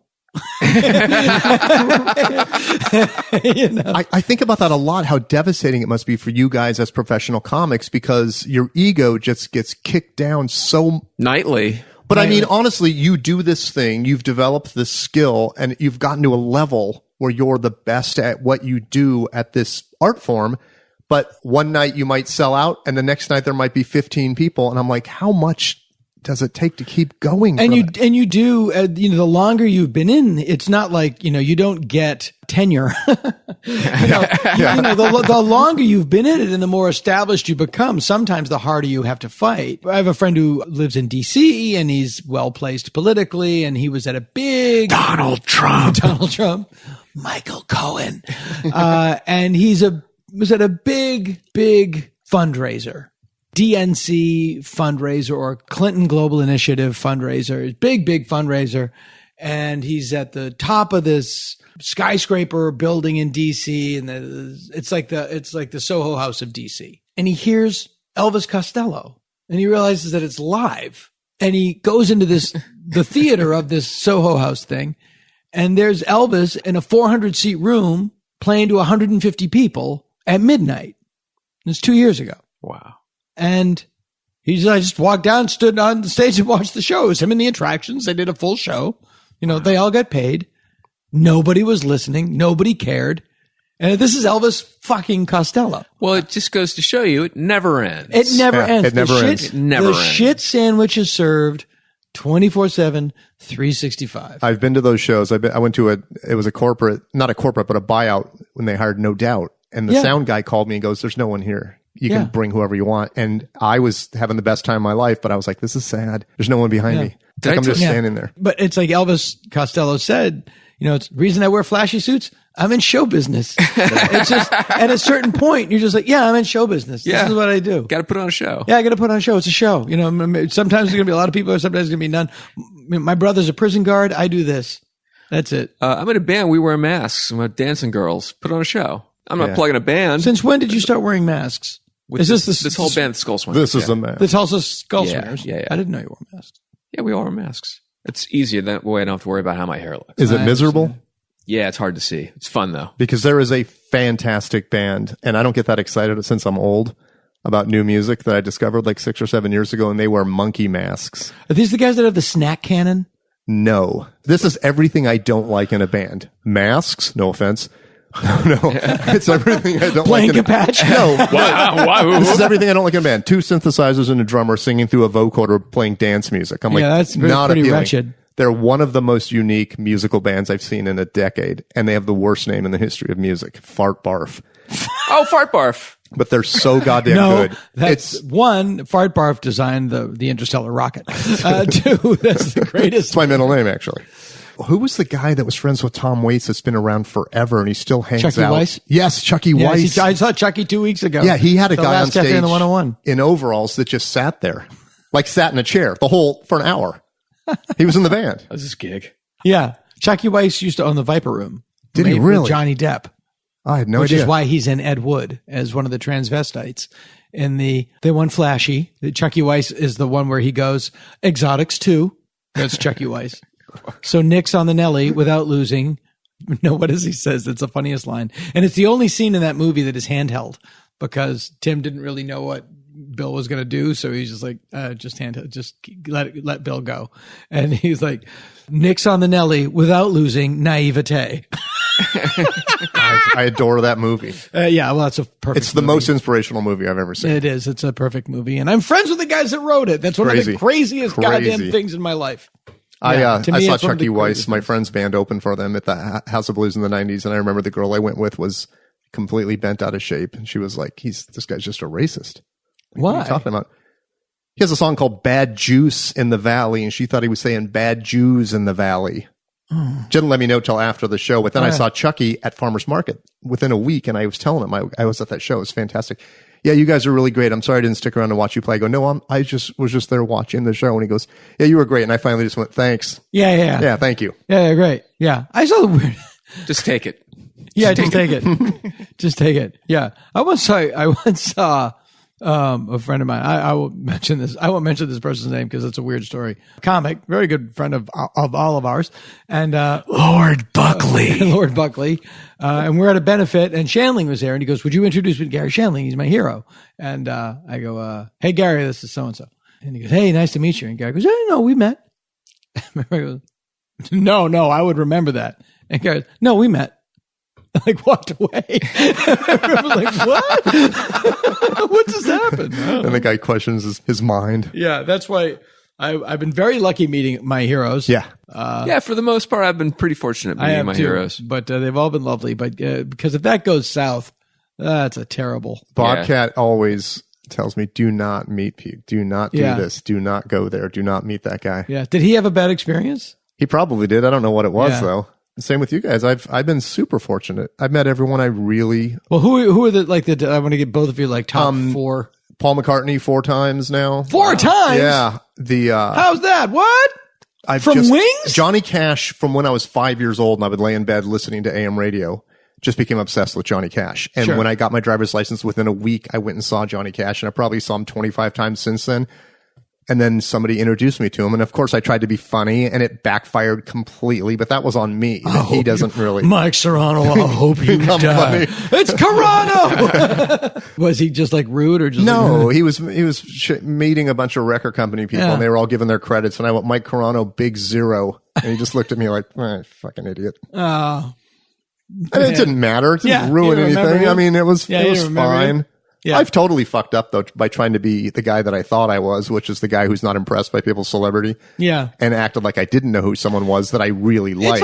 It's a hard needle to thread. Yeah. It's a hard needle to thread. I usually, if I see somebody famous that I like, I usually just yell, I love you, their name. Yeah. Mm-hmm. And then I just keep moving. I don't stop or take a picture. I don't do anything. Yeah. Noel Gallagher trying on shoes. I love you, Noel. Yeah. He goes, oh, that's funny because Dave Becky saw him in a shoe store as well. He's always looking at trainers. Dave, he's the size of your thumb. He sleeps in a matchbox. Looking at trainers. Yeah, I would. His little spool of thread next to his bed. He's teeny. Yeah, he's a tiny guy. You're sort of obligated to say you're the best. I love your show. I think if people say that to me, I never feel like, fuck that guy. Yeah. It's always like, hey, it's like, I love usually I love the podcast, but every time you say it, I love to hear it. For those of you listening. I was at the makes me happy every time. I was at the Real Inn on PCH. You know that place? I know the Madonna Inn. The Real Inn is out on the PCH at the end of Topanga Canyon, and it's like an old school Los Angeles haunt.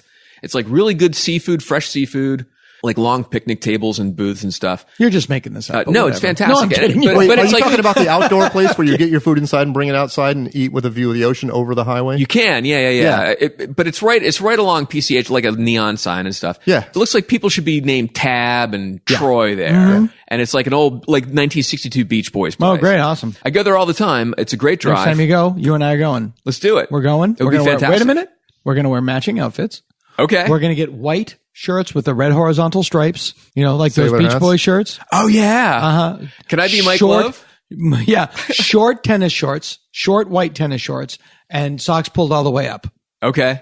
And we have to get some Brill Cream going. Brill Cream going. But last time I was there, I saw Tony Dow. Wow. And how'd you recognize him? Because I was like, that's somebody. He's obviously somebody. He looks younger than he did when in the 50s. And I'm not kidding. He looked fantastic. But it was like he looked so good that he had to be somebody. You were drawn to him.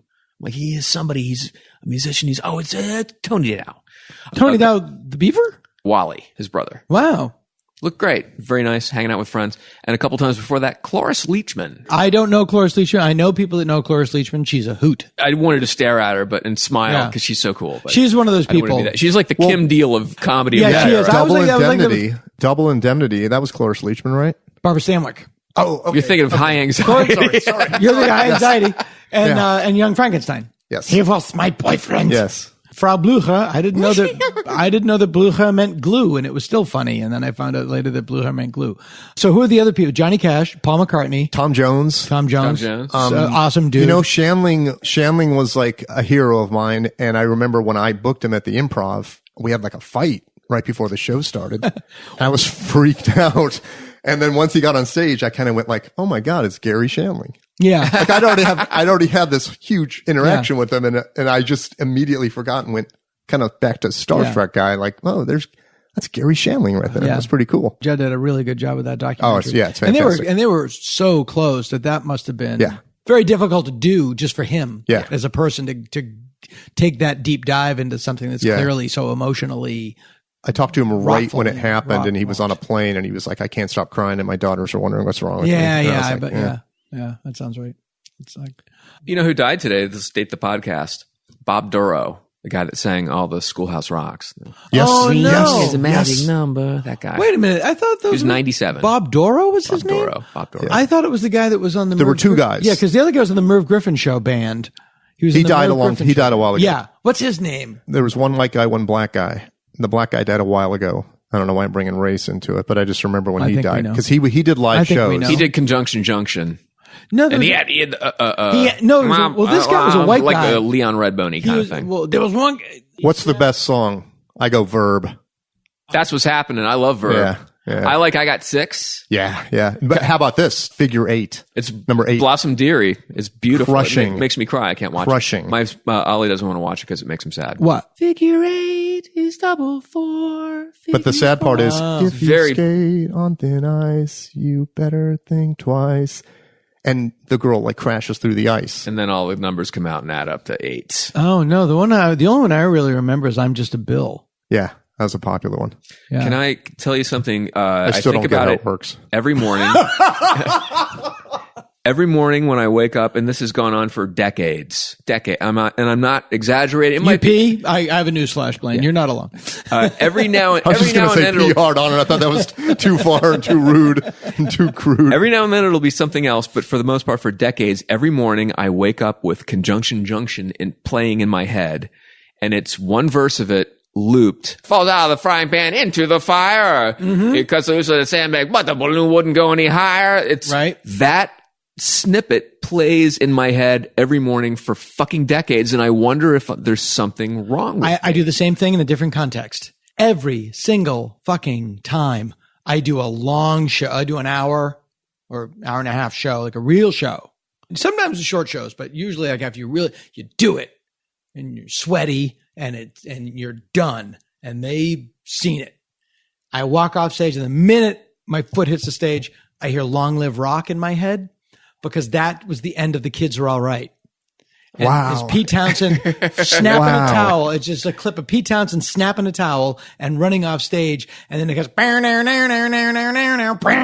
and every time my foot hits the ground off the stage, like I'm done. You deserve a treat from a Tasty Freeze Big T. Have a Big T burger and fries with a milkshake. Take a bucket of chicken to the movie with you. And don't forget our delicious Tasty Freeze desserts. Tasty Freeze Big T, 423 Western Avenue. You spend 1/3 of your life sleeping, so you should be comfortable. The original Casper mattress combines multiple supportive memory foams for a quality sleep surface with the right amount of both sink and bounce. Casper products are cleverly designed to mimic human curves, providing supportive comfort for all kinds of bodies. Its breathable design helps you sleep cool and regulates your body temperature throughout the night. They're all designed, developed, and assembled in the U.S. and delivered right to your door in a small, how do they do that size box? You can be sure of your purchase with Casper's 100-night, risk-free, sleep-on-it trial.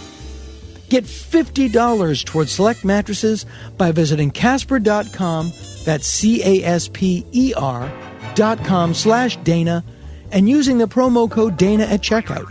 Terms and conditions apply. That's $50 towards select mattresses by visiting Casper.com/Dana and using the promo code Dana at checkout. Terms and conditions apply.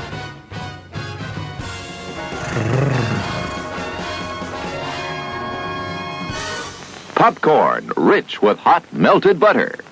Steaming hot coffee. Your favorite cigarettes. Make sure you get yours and enjoy it now.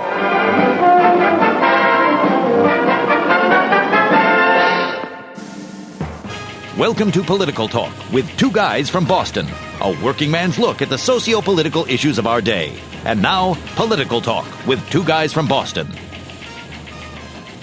This is Political Talk with two guys from Boston. I'm Johnny Condon. Robbie Sullivan here. So it's warming up. Can you believe it? It's warming up. But here, it's weird because now, it's actually genuinely, we're in the mud. First, we're in crusty snow mud time. Totally. You can sense that winter is leaving in the way that you can sense a sneeze coming on. It's not there yet. No, but it's this is when people make coming. spring mistakes. You know what I mean? You go, you know what? I'm going to go ahead and put my sneakers on. I'm going to wear a T-shirt. And then you see these people, they've stepped into an icy puddle. Oh, yeah. And those for me, a spring mistake. Converse are freezing.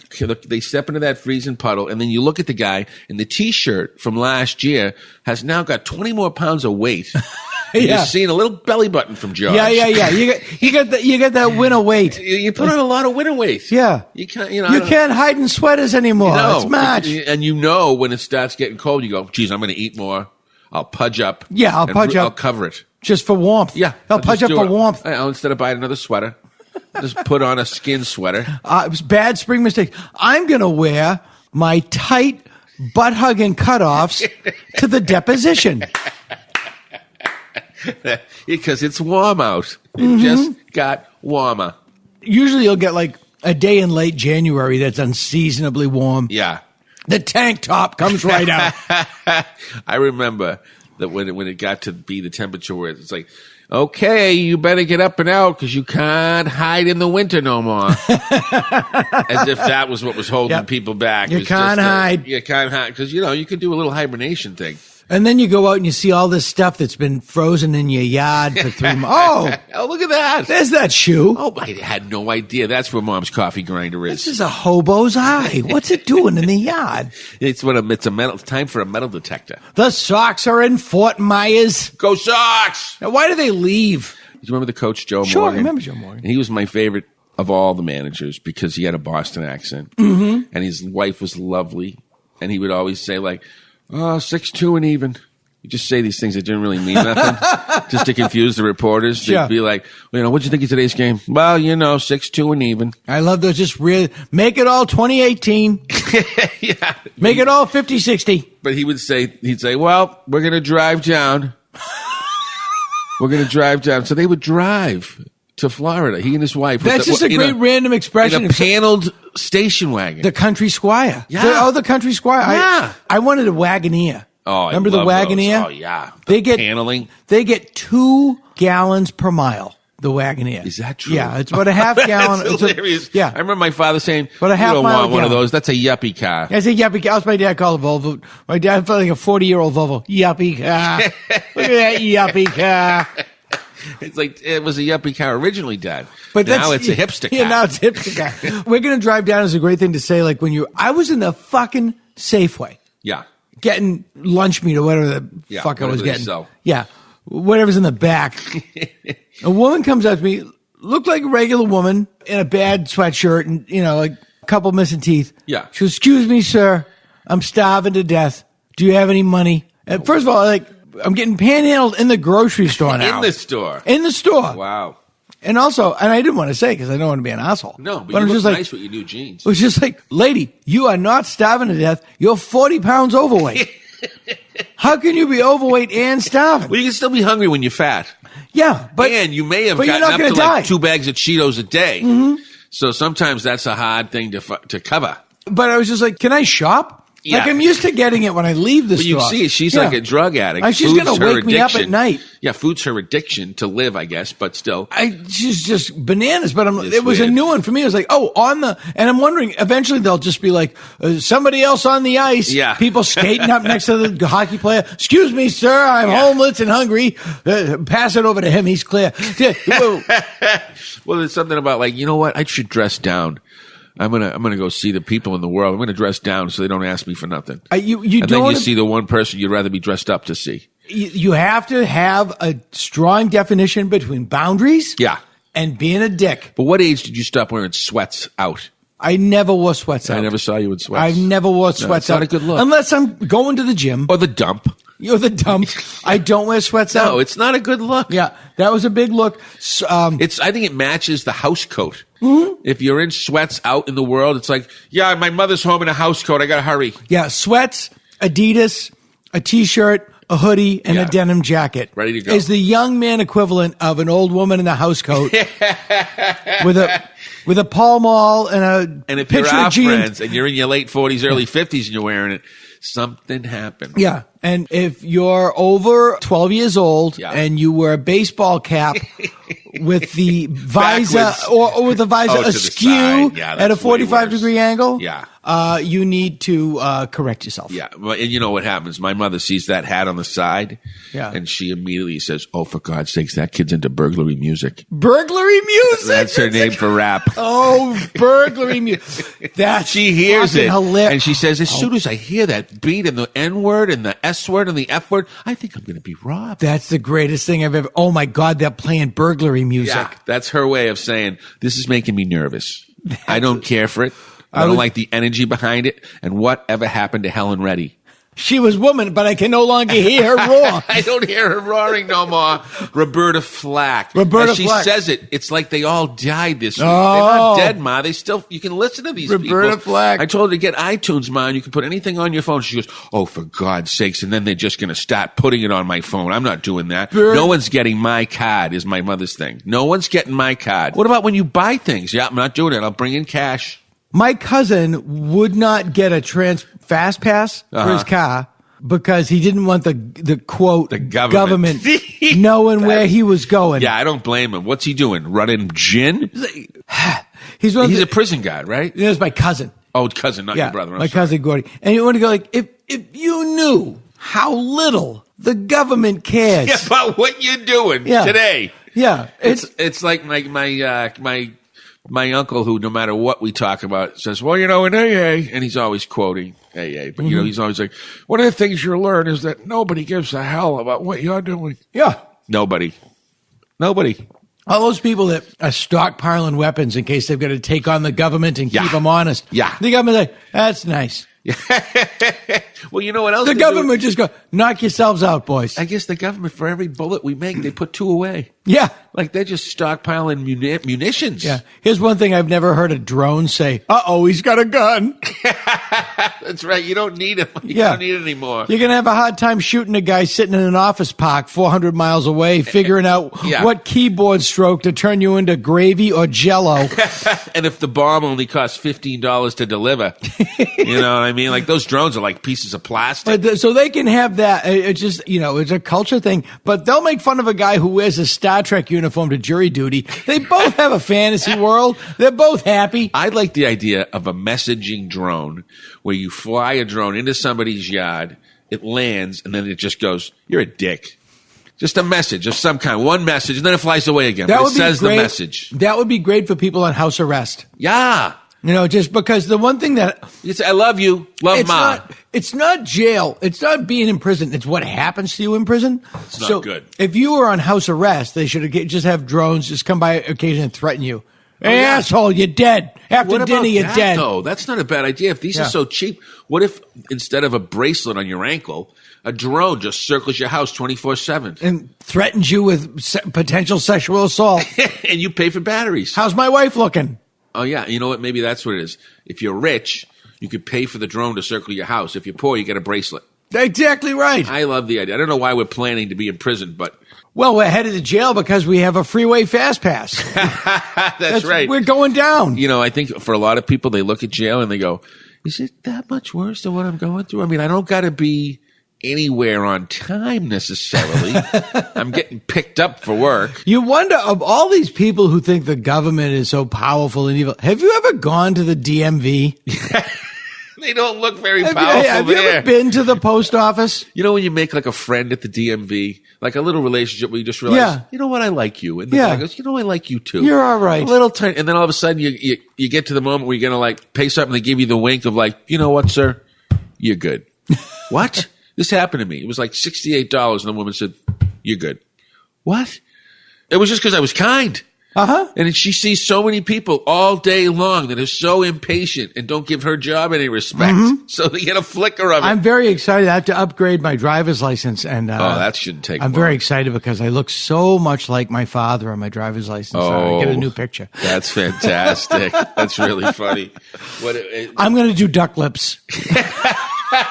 Did your father smile in his picture? I've no photos of my father smiling. Oh, that's so funny. Yeah, that's what I was going to say. He's a little brooding when it comes to a picture. He's a tough Boston guy. We have pictures of my dad at like family reunions, surrounded by his kid, and it looks like his mugshot. It looks like he looks like Whitey Bulger's mugshot. He's like, look what I'm in the middle of. Yeah, look what I did. Whitey Bulger's mugshot, just flat Remember out. when they found him? I don't know what it is. He was such a creep. He did so many horrible things to so many horrible people. The old man lived by the beach. But I'm still, when they found him, I'm like, oh, do you think he could still get away? Like, I don't know what it is. It's like so many movies or something. But you're like, even the Pablo Escobar guy. Yeah. I'm watching the documentary. They're talking about he ruined the country, killed all these people. And at the end, hundreds of people. At the end, he falls on a roof and they shoot him. Sorry, folks, for the spoiler alert. But he falls on the roof and they shoot him. And you go, oh, could he get up? Like, what's going to happen? Like, could he get away still? Like, he's dead. Well, it's the Rasputin theory. In Rasputin, they thought that they tried to poison Rasputin and it didn't work, so they thought that he was immortal. It's like, no, you need a better poison. Do it good. That's funny. What about the Russian guy that they poisoned? Oh, yeah. The Ukrainian guy. You see that? This guy's face just started turning blue, and all of a sudden he's and his like daughter. a big rat. Oh, no, not that guy. Oh, a different one? Yeah, before this. This is like, so there's this guy in the Ukraine who like wins the election, and then they poison him, and he dies. He's like being poisoned from the inside, and all I could think was, you know, we watch people do this to themselves every day. Oh, yeah, it's true. The self-poisoning of I don't want to be here anymore. And you realize that when you're watching it, you're going like, oh, yeah, I got to get a salad. I saw this in the store the other day, and I thought, do we really need a bigger Snickers? Who's that for? I saw this Snickers is the size of a surfboard. Yeah, I don't think we need it. You know what you're doing? You're making the person's life a little shorter. Yeah. That diabetic. How many X's before the L? When do we stop? When do we stop? It used to be packed full of peanuts. What are they going to say now? How many? It was the size of like a billy club. And I did love Snickers, I think, more than the other candy bars growing up. I think I like, because of my dentistry issues, I think I like Reese's now. Oh, no, they're nice. What's yours favorite candy bar? I would probably, well, God, you nailed mine too. Yeah, Reese's. I like a Snickers. I like the peanuts and the Snickers, but a Reese cup. If it's fresh. Have you ever here's what you got to do. Fresh Reese's are great, but an old Reese's, really not good. It's like powdery peanut butter. Yeah. It's like bad wine. It's like when wine becomes vinegar. And you still eat it, which is always surprising to me. Somebody told me you could finish it. Somebody told me you could microwave a Reese's on a donut and it would melt down, and then you have to leave it harden. But I'll try it. Who told you this? I read it somewhere, but that sounds fantastic. There was a story that Elvis Presley, at the height of his decadence, rerouted his private plane because he read there was a place that they would take a loaf of bread and they would hollow out the bread. Google this. Don't take you. People are thinking I'm making this up, and I'm already pissed off that people think I'm making this up. I hear like a bread ducking coming. Yeah. Go ahead. Tell me. Better than it's a hollowed out loaf of bread. They put in one side a jar of peanut butter. They spread out a jar of peanut butter, then a jar of jelly, and then a package of bacon. No. and then the lid. Oh, Elvis. We hardly knew you. Yeah. How could a guy? No. How could a guy who took such good care of himself? Oh, well, no wonder the king died on a toilet. Oh, yeah. It was horrifying. You can't do that to yourself. Yeah, you can't do that. But, back then, I think it was like, bacon and cigarettes are good for your constitution. There's that's the way they talked. You listen to these old radio shows, and it was a commercial, like, for whatever cigarette it was, and there goes, doctors have studied regular smokers and Fatima cigarettes, which I don't even remember. Gone the way of Toys R Us. Oh, yeah, that's just over now. Doctors have studied smokers of Fatima and found that the cigarettes have no adverse effects to their nose or throat. Oh, my gosh. Yeah, Well, cancer's not a bad effect. You're clean. Yeah. Fatima cigarettes do nothing to your feet. Oh, good. Well, now we got them commercials on the air that are like, do not use Farragon if you sleep in sheets, if you have feet, if you have glasses, if you have eyes, if you have ears, if you have hair, don't use it. But in the background, they're showing pictures of people sort of living a lovely slow motion life. Right. And so you go, I want to live that slow motion life, while they're telling you, remember, if you have toenails, if you have ears, if you sleep in sheets or have feet. That is what there's nothing separating those people from the rest of it. Everything is listed. It's all there. Do your knees bend? Do not use if your knees bend. If your elbows bend. If you have anything that bends. You know what? I can't And then do later it. they go, no, we're covered in court. If you sleep in sheets or have feet. Political Talk with two guys from Boston.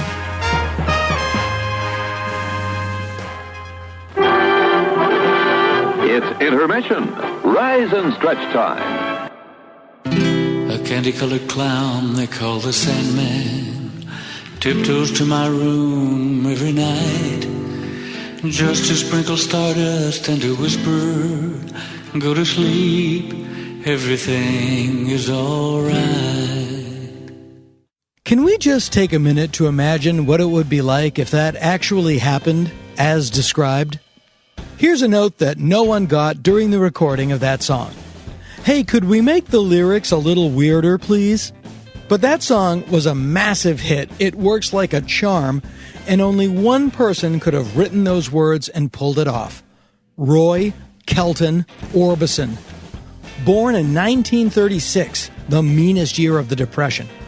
Roy's father chased oil field jobs around West Texas before finally settling in Wink, Texas in 1940. Roy grew up and played country music at barn dances and honky-tonks until leaving for North Texas State College in Denton, Texas. He studied geology, officially, which is what future oil company workers studied, but it didn't do for him what music did. He met two dudes named Wade Moore and Dick Penner, who had written an up-tempo little number called Ooby Dooby, which Orbison heard and loved. That, combined with the emergence of Elvis Presley, 1956 was his year, after all, Orbison formed a combo called the Teen Kings. The Teen Kings made a little noise around West Texas and ended up cutting a record. It was Moore and Penner's Ooby Dooby for Jewel Records.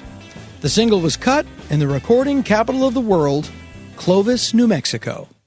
The record caught the attention of Sun Records' Sam Phillips, he of Elvis Presley, Johnny Cash, and Jerry Lee Lewis fame. Phillips wanted to sign Orbison, but he was already signed to Jewel. But Jewel never bothered to check Orbison's real age. And as it turns out, at 19, he was too young to legally sign his recording contract with Jewel, so it was null and void. And so Orbison signed to Sam Phillips' hit factory, Sun Records. But for Orbison, it didn't really work out well. And that's a consistent theme in Roy Orbison's life. Just when the light would shine, a dark cloud would show up.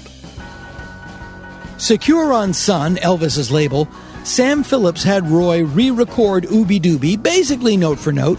Ooby Dooby hit number 59 on the Billboard Hot 100, but a perfect storm of Sam Phillips not understanding who Roy Orbison was as a singer and songwriter, combined with Roy Orbison not knowing who Roy Orbison was as a singer and songwriter would make Ooby Dooby Roy's only chart appearance for nearly 4 years.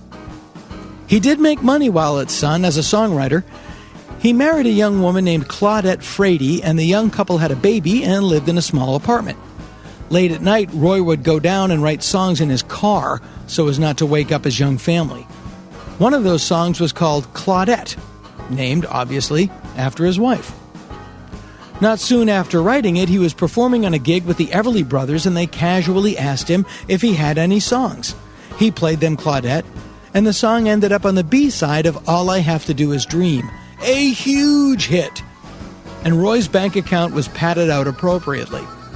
Roy signed with Acuff Rose Publishing. He left Sun Records and signed with RCA Victor. Now, RCA Victor was a big label, and it saw the talent in Orbison and felt that they, unlike Sun Records, knew how to present it. They assigned legendary guitarist Chet Atkins to produce him. Now, in terms of the most influential guitar players of all time, GuitarPlayer.com lists Chet Atkins behind Robert Johnson, Charlie Christian, B.B. King, and that's it.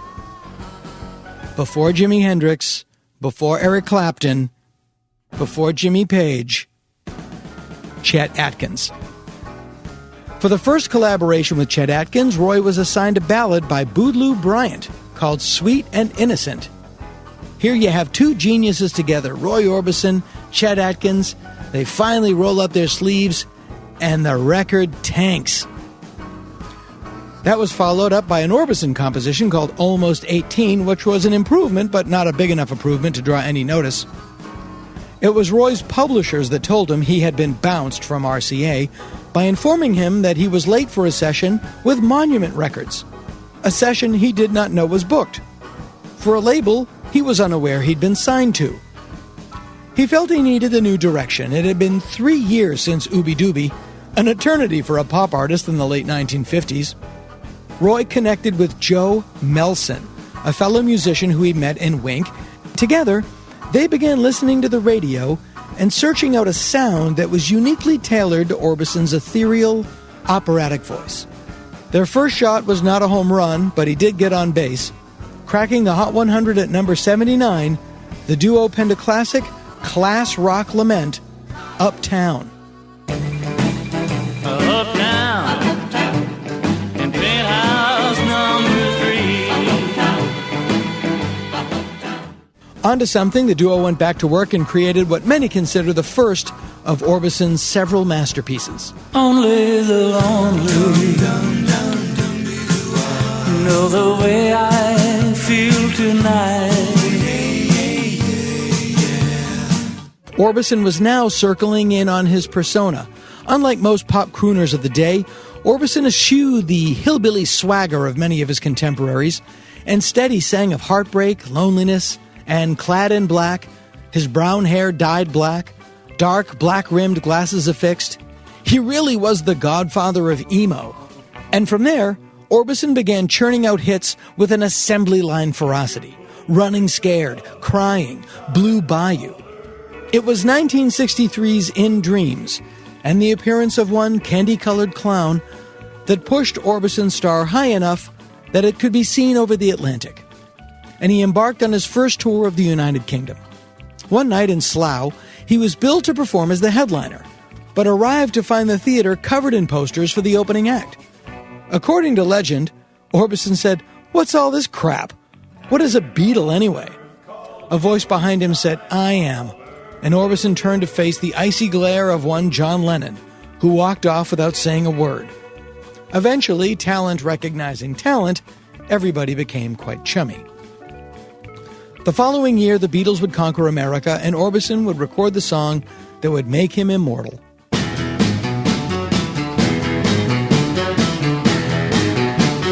woman, walking down the street. Pretty woman, the kind I like to meet. Pretty woman. Roy Kelton Orbison was on top of the world. He was huge in America. He was huge in Britain, having toured the UK 3 times in a year.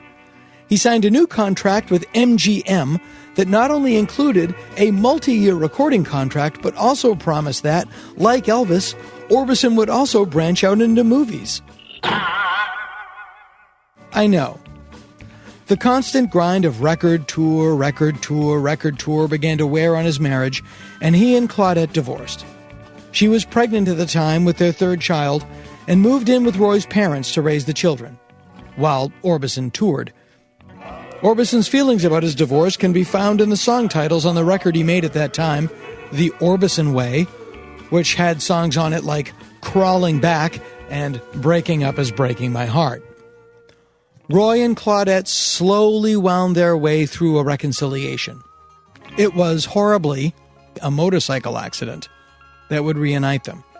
Roy loved cars, he loved motorcycles, and in '66, he bought his father, along with his ex-wife and her father, matching BMW motorcycles. Not long after, while touring England, he broke his foot riding a motorcycle over there. Although he wouldn't let it affect his schedule, he didn't miss a date. But Claudette flew over to help him out, and they soon decided to remarry. Now, Roy had it all. And it seemed like the world decided to punish him for it. He and Claudette were driving their matching BMW motorcycles one spring afternoon when Claudette blew through an intersection and hit a truck. Orbison was riding ahead of her and experienced the sick realization that he could not see his wife behind him, but clearly heard sirens coming from where they just were. She died 1 hour later at the age of 24. Orbison dealt with his grief by trying to work his way through it. Never a good idea. Within 2 weeks of the funeral, he was back in the recording studio and went directly from that to the production of what would turn out to be his only movie for MGM, an action-adventure western spy comedy called The Fastest Gun Alive, in which Roy plays a singing spy whose guitar turns into a gun. It kind of deserves its own story, so maybe for another time, yeah? By now it was the late 60s, and with the pop charts dominated by the psychedelic version of the Beatles, and also the Rolling Stones, Jimi Hendrix, The Who, The Doors, Jefferson Airplane, a black-clad rockabilly crooner with an operatic voice seemed tragically out of place. And tragedy is the word. Compounding his wife's death and his foundering career, in 1968, a fire would claim the lives of 2 of his 3 young sons. From there, Orbison, you have to give the guy credit for being able to get out of goddamn bed. He continued to work. It wasn't what it was. The 70s saw Orbison touring America and the UK doing clubs. He remarried, had another child, and would record an album here and there, but it wasn't what it was. But then, 1986.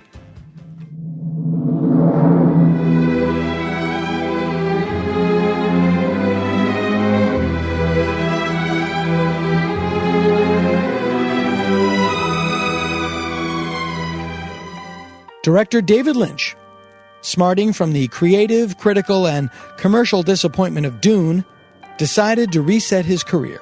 It started with Bobby Vinton's song, Blue Velvet, which came out in 1964, but I started getting these ideas from the song of a mystery that would take place in a small city in quiet neighborhoods.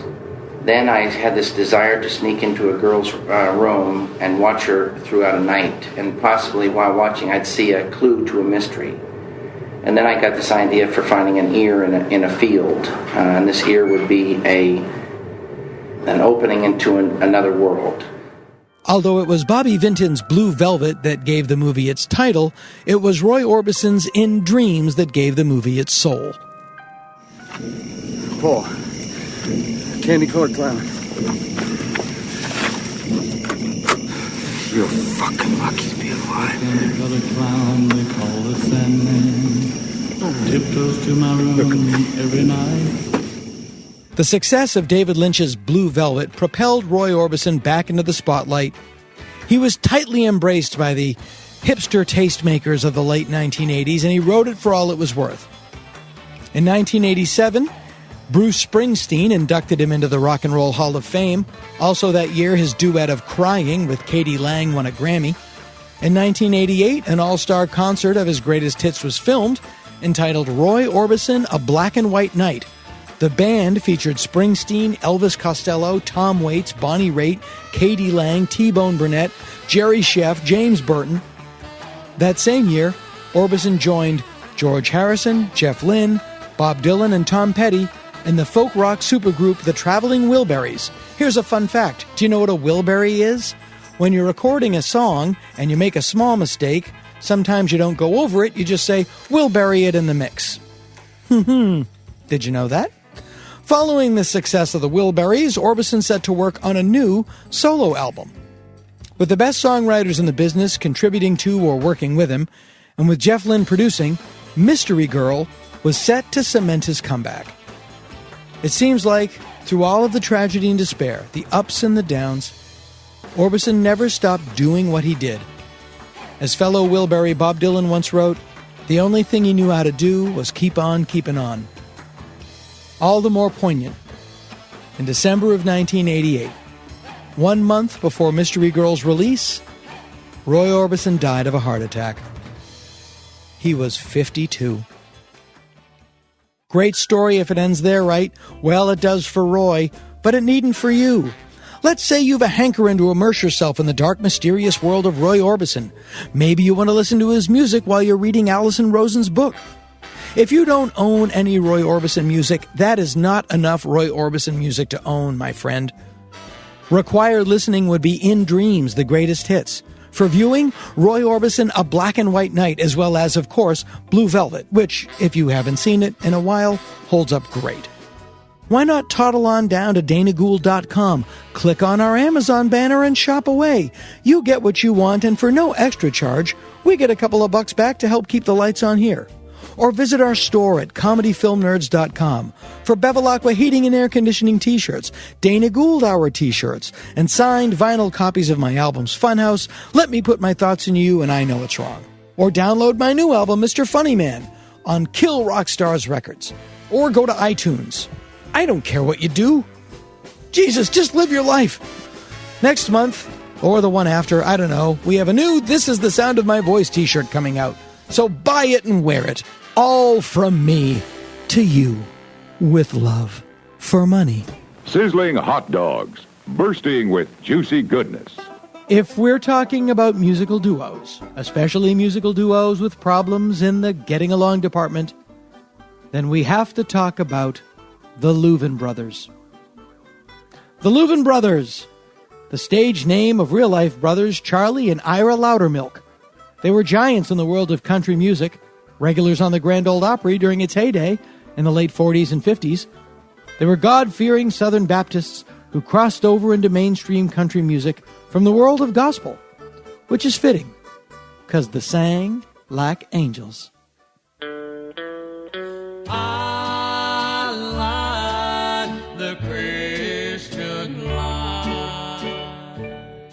Ira Louvin had originally intended to become a preacher, spreading the good word on the glories of heaven. And when you think about the childhood they endured, growing up during the Depression in Sand Mountain, Alabama, it's not hard to see how they would think of heaven. Sometimes life deals you a hand, and the best way to get through the day is to just keep thinking, maybe stuff gets better after we're dead. In his memoirs, Charlie Louvin describes a time when young Ira, who suffered from, well, let's call it impulse control, wanted a persimmon from their father's cherished persimmon tree. But the persimmons were out of reach. So he did what anyone would do. He fetched an axe and chopped the tree down. Charlie writes, Papa never whipped any of the girls, but neither of us boys were strangers to getting beaten, especially Ira. If Papa was calm, just punishing us for doing something that we'd known was wrong, he'd find a hickory limb, about as big around as his thumb, and whip us with it. He called it a width, and it'd wrap all the way around you. It hurt like hell, of course, and you'd scream and holler, but it wouldn't do any real damage. Papa wasn't always calm when he came after Ira to give him a whipping. And when he wasn't calm, he wouldn't wait to find a width of hickory. He'd beat him with whatever was at hand. Chunk of firewood, piece of furniture, whatever. Ira grew up with a deep and unabiding love of persimmons. And by persimmons, of course, I mean liquor. Charlie writes, It was an ugly thing when Ira drank, and there was no fun in it. He got mean, too. When he drank whiskey, you wouldn't have known it was him except to look at him. The way he talked and acted, you'd see a true Jekyll and Hyde. You couldn't do nothing to please him. Those of us who got the tough end of it learned to just stand aside and pray he didn't notice us. And so they rose to fame, with Charlie Louvin suffering in silence as Ira somehow managed to strike a fine balance between his deep religious faith and his volcanic temper, violent behavior, reckless womanizing, and titanic whiskey consumption. And I'm telling you, you think Keith Richards lives life on the edge? He ain't got shit on Ira Louvin. The deep and profound swings of Ira's personality pendulum were reflected in their work, with traditional gospel songs such as The Christian Life and There's a Higher Power.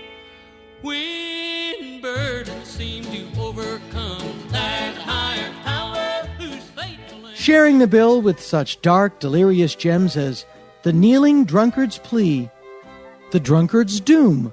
Drunkards feature prominently in the Louvin repertoire. Another favorite, a heartwarming hymn, Are You Afraid to Die?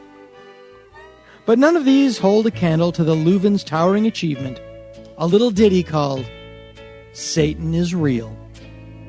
Satan is real, working in spirit. Satan is Real. From the album Satan is Real, which has, for my dollar, the greatest album cover of all time, with the Louvin singing, arms outstretched, amidst a sea of flaming brimstone. And then, looming behind them, a 12-foot cardboard Satan. It was designed to be serious, but comes across more like a preschool salute to Ronnie James Dio. We can argue till the cows come home as to whether Satan actually is real, but there's no doubt that Ira Louvin had a demon dwelling deep down within. A demon named Sir Whiskey P. Liquor. As their career gained momentum, so did Ira's drinking and rages. They were Elvis Presley's favorite gospel duo, but he never recorded one of their songs. Why? Because on the first and last night they performed with Elvis, Ira casually called him a rather insulting name, one that rhymed with the last word in the expression, go figure. He would frequently perform drunk, pick fights, smash his cherished mandolin. The bigger the opportunity, the better the odds Ira would sabotage it.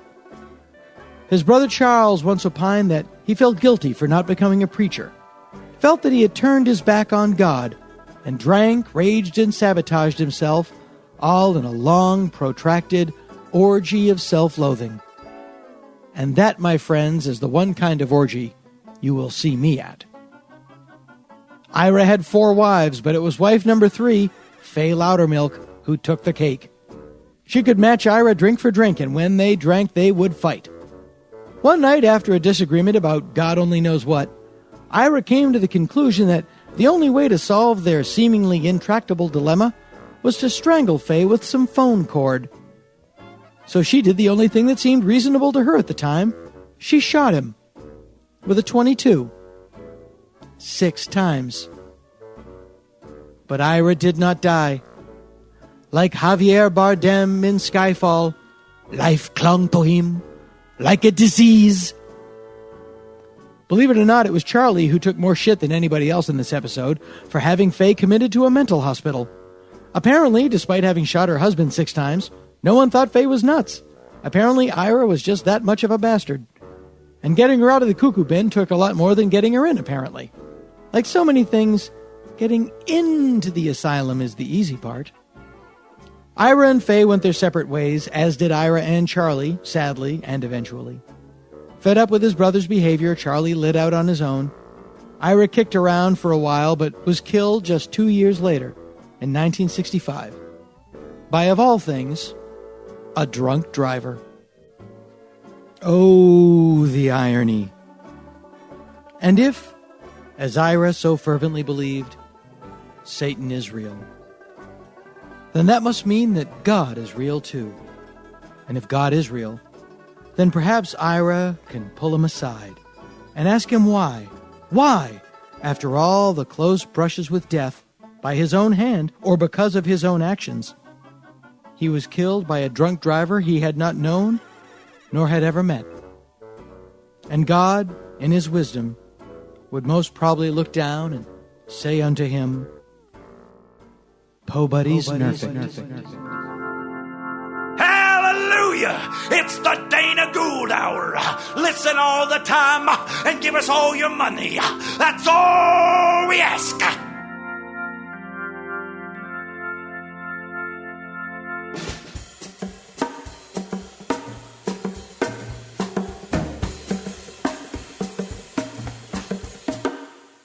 There's another chapter that I really wanted to get into where you said, I'm afraid of fun. That's called Anhedonia, I believe. I wondered what anhedonia means. Yeah, I think that's what it is. Yeah. That one was about just in general, you don't want me at your July 4th party. Right. Is that reference to tropical attire? Well, that was another. There's a few chapters in there that are kind of about similar things, which is in essence social anxiety, but wanting to be invited. Mm-hmm. I was invited to a party. It was Maria Menounos' party, actually. Okay. I will mention this. And it was like a tiki themed party, and it said I'm tropical attire. As you can see from my home. And it said tropical attire encouraged. Yeah. I love that culture. I have, stuff all over my house, but I'm not good in a Hawaiian shirt. I'm not good in or shorts, like grass skirt and just a coconut bra or whatever it is, whatever the appropriate, like a tiny white shirt and a skirt or something. I don't know. I'm good in jeans and a sweater, maybe a jacket, something like that. Yeah. So I felt like I can't show because up. I hate my body because I'm built like a condom full of walnuts. Same. That's how I feel. Right. Condom full of a tube sock full of pool balls. I'm like a condom full of walnuts with like, if you sin, I mean, like there's sort of the curves that a woman would have, but on like a I also have those. Well, then we're the same. Yeah. I just, I couldn't bring myself to overcome my, what am I going to wear to this party? So I just couldn't go. And I just wrote about that. No, yeah. I've never had that. Really? I've never had that. But when I will say this, when I feel fat, the laser-like focus of my self-loathing will take everything off the desktop. It is the preeminent feeling that I have. Yeah, mine bounces around. I have all sorts of things to make me concerned about whatever, and then at the last minute decide I can't do this. But it was here's. Do you have good party follow through?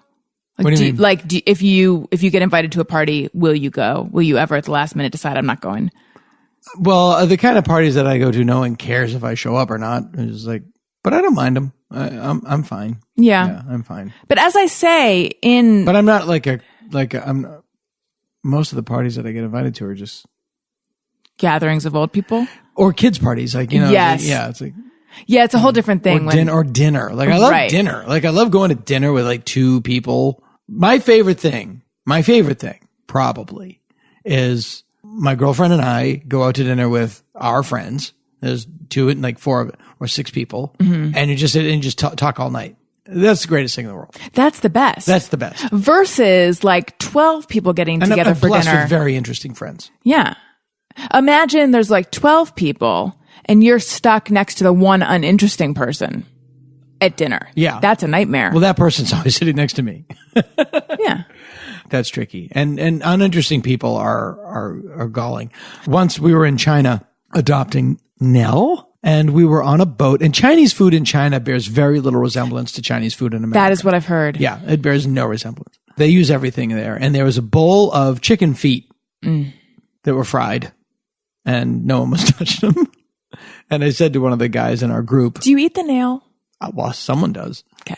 But I said to one of the guys in our group, oh, that's too bad I had chicken feet for breakfast. And he looked at me and went, were they good? And just go, fuck you.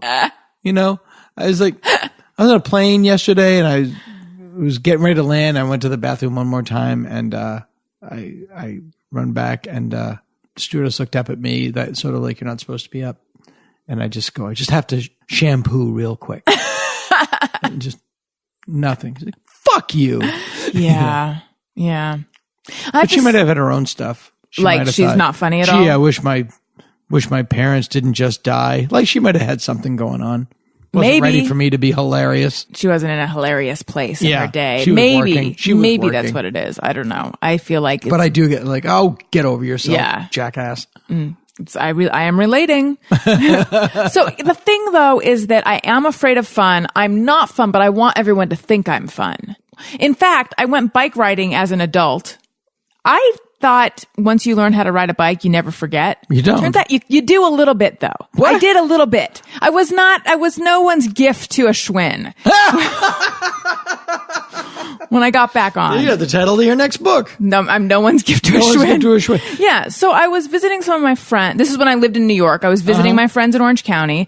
A few of them were from the OC, right? I am from the OC. Because you look like you're from New York. That's why I went to New York, I think. Right. I'm like, I'm told that this is where I belong. Yeah. So, and I love living in New York, but I'm not sure that is where I belonged. So anyway, my friends from Orange County were getting together to ride bikes down to the beach. And they didn't invite me because they were sure it's not the kind of thing I would want to do. Mm-hmm. And I was so incensed that I was like, I am going to go. And I went and I had a good time.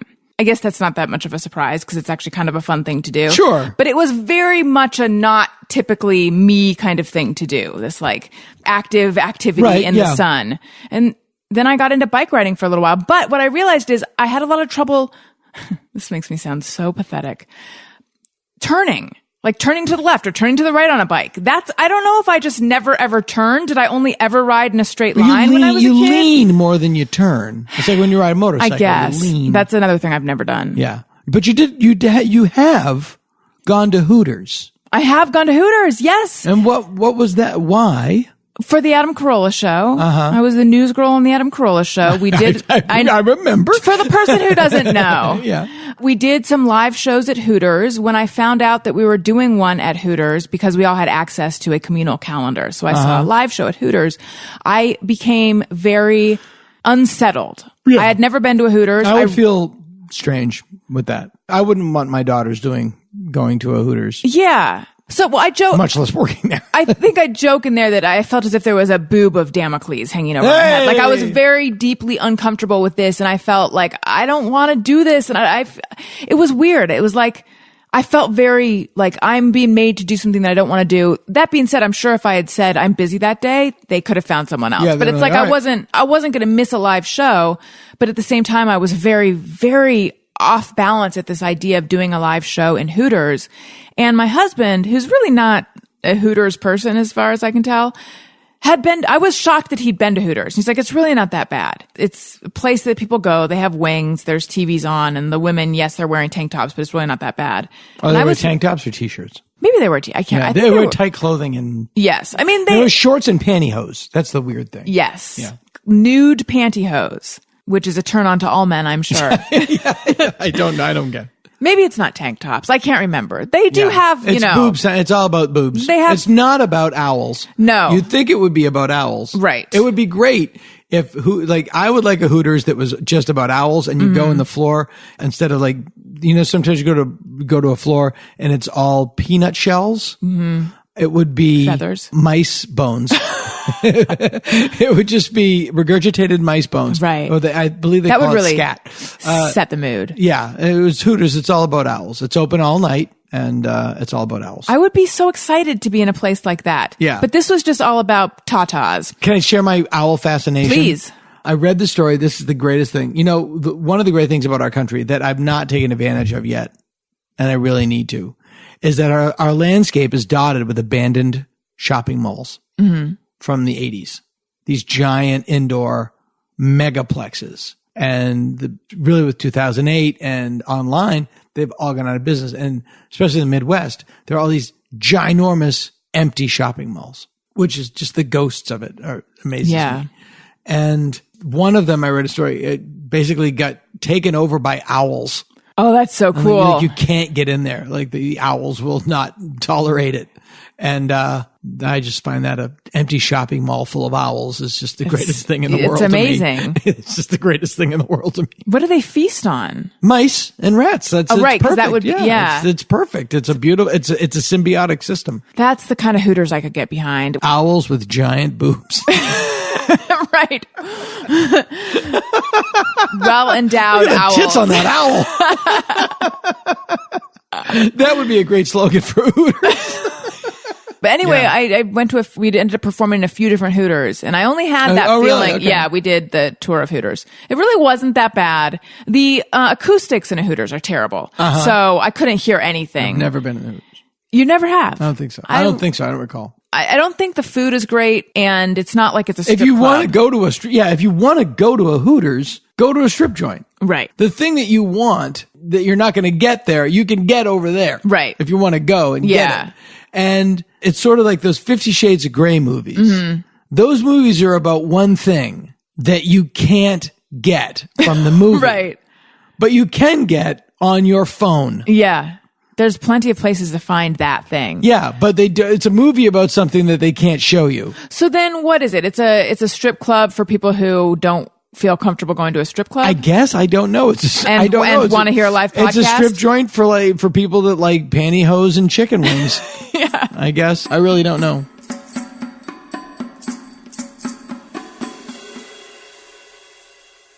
I only pick up the phone now if it's a number that keeps calling me to hassle me. That's just some solicitor, and I will answer the phone and yell, "Stop calling me," and then hang up. Oh, I'll keep them on sometime. Hello, yes, I'm bored. Hello, I had Jell-O today. Or I'll Please talk to me. Did you guys get texts from Instagram? I get no, but I do get. You know what? I'm not on the so. gram. Not on the gram. I prefer Instagram. Yeah, me too. It's funny how I forgot, like Twitter came around in 2006. So before 2006, there was no Twitter.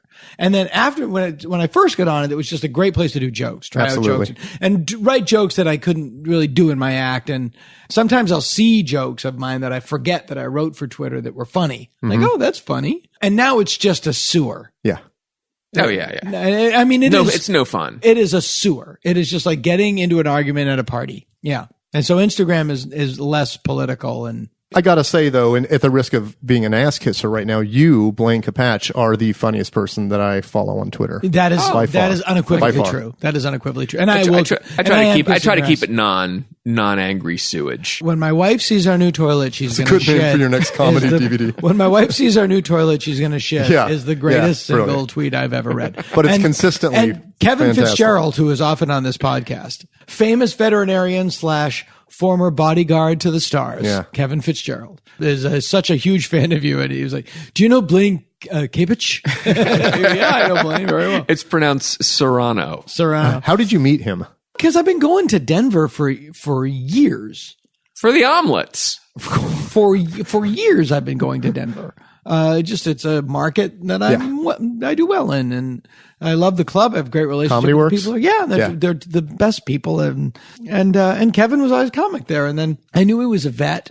Oh, I didn't know he was a comic. Yeah, he's a comic. Oh, I had no idea. Yeah, I thought you met him through these extraneous. No, and he was a veteran, and I knew he was also a veterinarian. And then, like literally a year ago, I said, so how'd you become a veterinarian? And he said, Keith Richards made me. Yeah. And I went, what? Yeah. And then I love his stories. Crazy story about being a Rolling Stones bodyguard in the 70s. It's way more. It's not just this one thing. I was a Rolling Stones bodyguard. Then he has Elvis stories. Yeah. I found a picture of Elvis on tour in 77 that he's in. I go, is that you? Yeah. It's my brother. It's my brother on the right. Fucking Jesus. It's insane. So you're talking about so Johnny Cash, Paul McCartney, who are the other? Yeah, Tom Jones was a big one because Jones? The reason I went to see Tom Jones is because I love, and not in a make fun of way, I love washed up celebrities.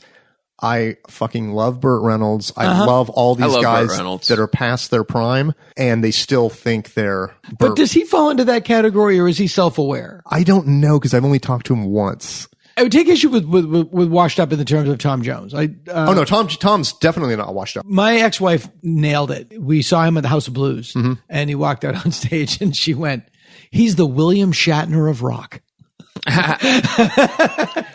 we saw him in Vegas. The Mad TV took the writers out at the end of every season. We'd go to Vegas and see a show, and we saw Tom Jones at the MGM. And he walked out and he just was smiling the whole time. And I remember he goes, I recorded this song in 1967 and never get tired of singing it. What's new, pussy? And he'd just go right into it. And it all smiles. And he was entertaining. Yeah, he was entertaining. He's incredible. I saw him at the Troubadour with Todd Glass probably a year ago, and he did all Americana music with a small band. How did Todd follow Tom Jones? No, but so Tom had to stop so Todd could fix the lighting. Number 76. Where's you the have sound no guy? idea how right you are. Put a beige gel on that. What are you doing? Why isn't there a gel on that light? I was at House of Blues to see Tom Jones in 94 or 95, and I heard screaming, and it was Todd Glass trying to clear someone off the stairs because they were in the way. And he had nothing, and I didn't know he was going to be there. And I've been super close to Todd for 30. He's great in everything. It's the best. I went to see Tom Jones because I thought it was going to be this washed up guy from the 60s. Yeah, I stayed for both shows in 1991. I became obsessed with him. Yeah, Found out Jimmy Alec was opening for him.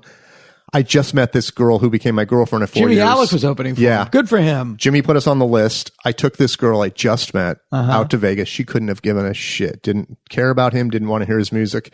We had a private booth. All improv trade. Had nothing to do with me being cool. I fucked up the whole story. No, you didn't.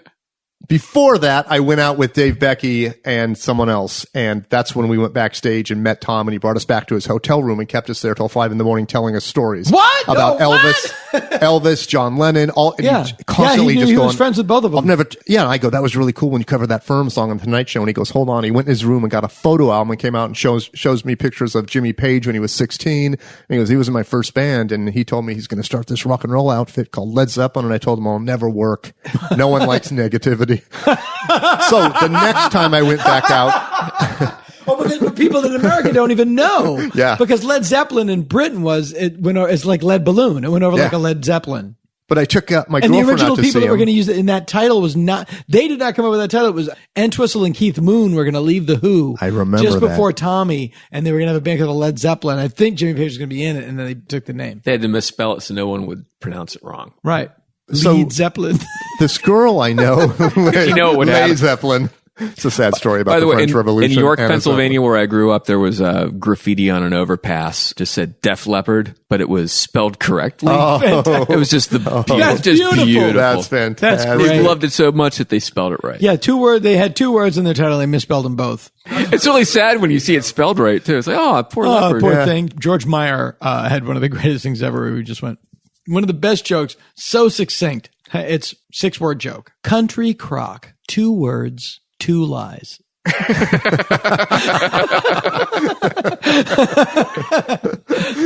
Not made in the country, doesn't come in a crock. I didn't. No, it sort of doesn't matter. It's just, you know how things have an impact on you, that the music we like is from movies when we were kids, and it's not necessarily even good. It's just it evokes a memory or some kind of emotion. But the Tom thing, I'll forever love that guy because I go out there with my new girlfriend of like 2 weeks.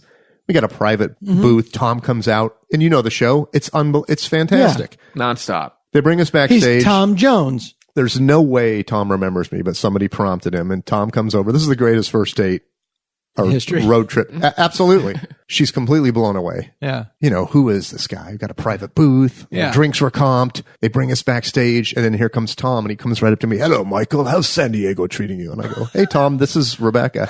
And he gets down, and he kisses her hand, and he goes, the pleasure is mine. And I was like, done deal, man. Perfect. And then she married Tom Jones. Yes. That's right. She blew him, and then we had a fight in the hotel room. I drove her home. Horrible. Right, next time I was at Tom Jones, we went and got a photo album of him fucking my girlfriend. Once again, it was another guy I tried to be funny to and make fun of, and he just stared at me along with everybody else in the room. I pulled out his like concert book, and I opened it up to a page where he's wearing a blazer with no shirt laying out by a pool. And I go, what's the deal with this picture? And he goes, I'm getting some sun. I'm like, I got nothing. I got nothing.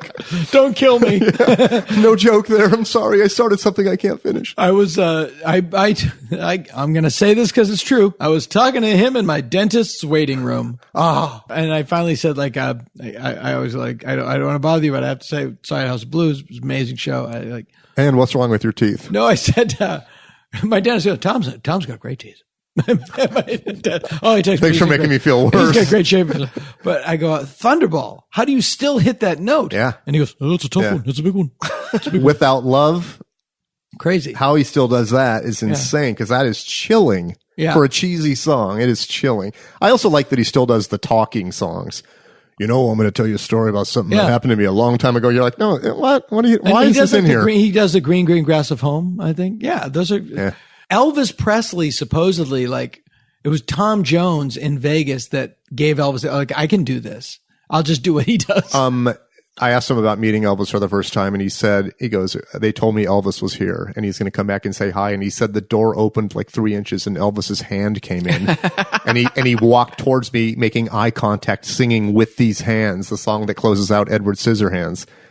And he goes, it was just incredible. He goes, it was Elvis Presley, and he's singing to me, walking across the room, like doing the Elvis thing with his hands, like the jazz hands forward move. And I was like, that's pretty cool. Yeah. But he also had all these great stories about John Lennon, who would come to Vegas just to fuck with him, and he'd throw like stuff out on the stage. Yeah. They had a weird long relationship where like they met in like 64, 65, and they were doing a TV show in Britain, and they'd never met. And Tom was kind of like giving him, and they were doing the camera rehearsal, and Tom was in the audience waiting to go on, and Lennon started giving Tom shit because he's from Wales. Yeah, he's Welsh. And Tom was giving it back, and then he went to go backstage to kick the shit out of John Lennon, because he thought it was fucking. And somebody goes, "No, that I think that meant he liked you." Then they became really good friends. And don't you think if we could go back in time and hang out with that group, like the Harry Nilsson and John Lennon, we'd hate them? Yes, we'd be like, these are the worst fucking people in show business. Well, every story I read about John Belushi, made me think, like I would hate him. I would hate him. Yeah. I bet they would be cool to hang out with one-on-one. Yeah. Sober, maybe. Sober. Yeah. Well, there's a lot of stuff. Yeah. There's a lot of stuff, but yeah, no, I know people that knew John Belushi. It was like, he was great as long as you weren't acting with him. And anybody who's ever acted with somebody that is a chronic upstager, it's infuriating. It's infuriating. And there's just weird technique, like the way they stand will take the camera off you, and so then you are. God, now that I know that is so, I know nothing of acting, but that is so much work to put into it. Where you have to actually know how to manipulate other people while you're in somebody else's working. But now that I know that, and I watch him, I watched Animal House. It was just a flip of the channel. Animal House. I haven't seen that in a while, and I'm just watching. I'm like going, look at that motherfucker. Look at it. It's pulling focus. It just seems like such a parody of what you see people do in like a Christopher Guest movie or something, where they know how to work the camera to get into it and stuff. It's like so much work.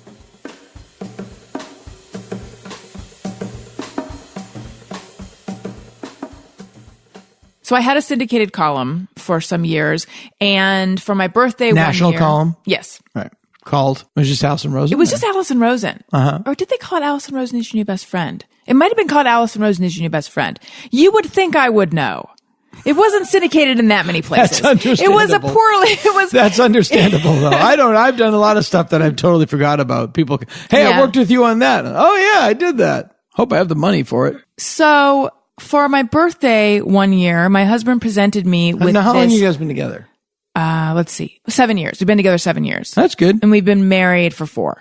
Good for you. Thank you. And what does he do for a living? He works at Magnolia Pictures. So film distribution stuff. And then he also, actually, you would think the stuff he does is cool. I think it's sort of, I suspect there's a similar sensibility. He sculpts these little figurines. Like he's very creative and he's gotten into, he'll decide he wants to try whatever, and then he'll watch YouTube videos and he'll learn how to do whatever that is. Cool. He got into sculpting recently, and he can like take a hunk of clay and then he could turn it into your face and it really would look like you. Yeah, no, that's amazing. My friend Ken Daly can do that, and I don't know how you do it. I can't do it. And then he started making molds and like he does all this cool creative stuff, and he was into drawing before that, and he taught himself embossing and he even calligraphy. He decided he wanted to learn I don't even like to cut calligraphy stuff. Graffiti in a bathroom would be great. Just a beautiful florid John sucks cock. Like beautiful. Yeah, right.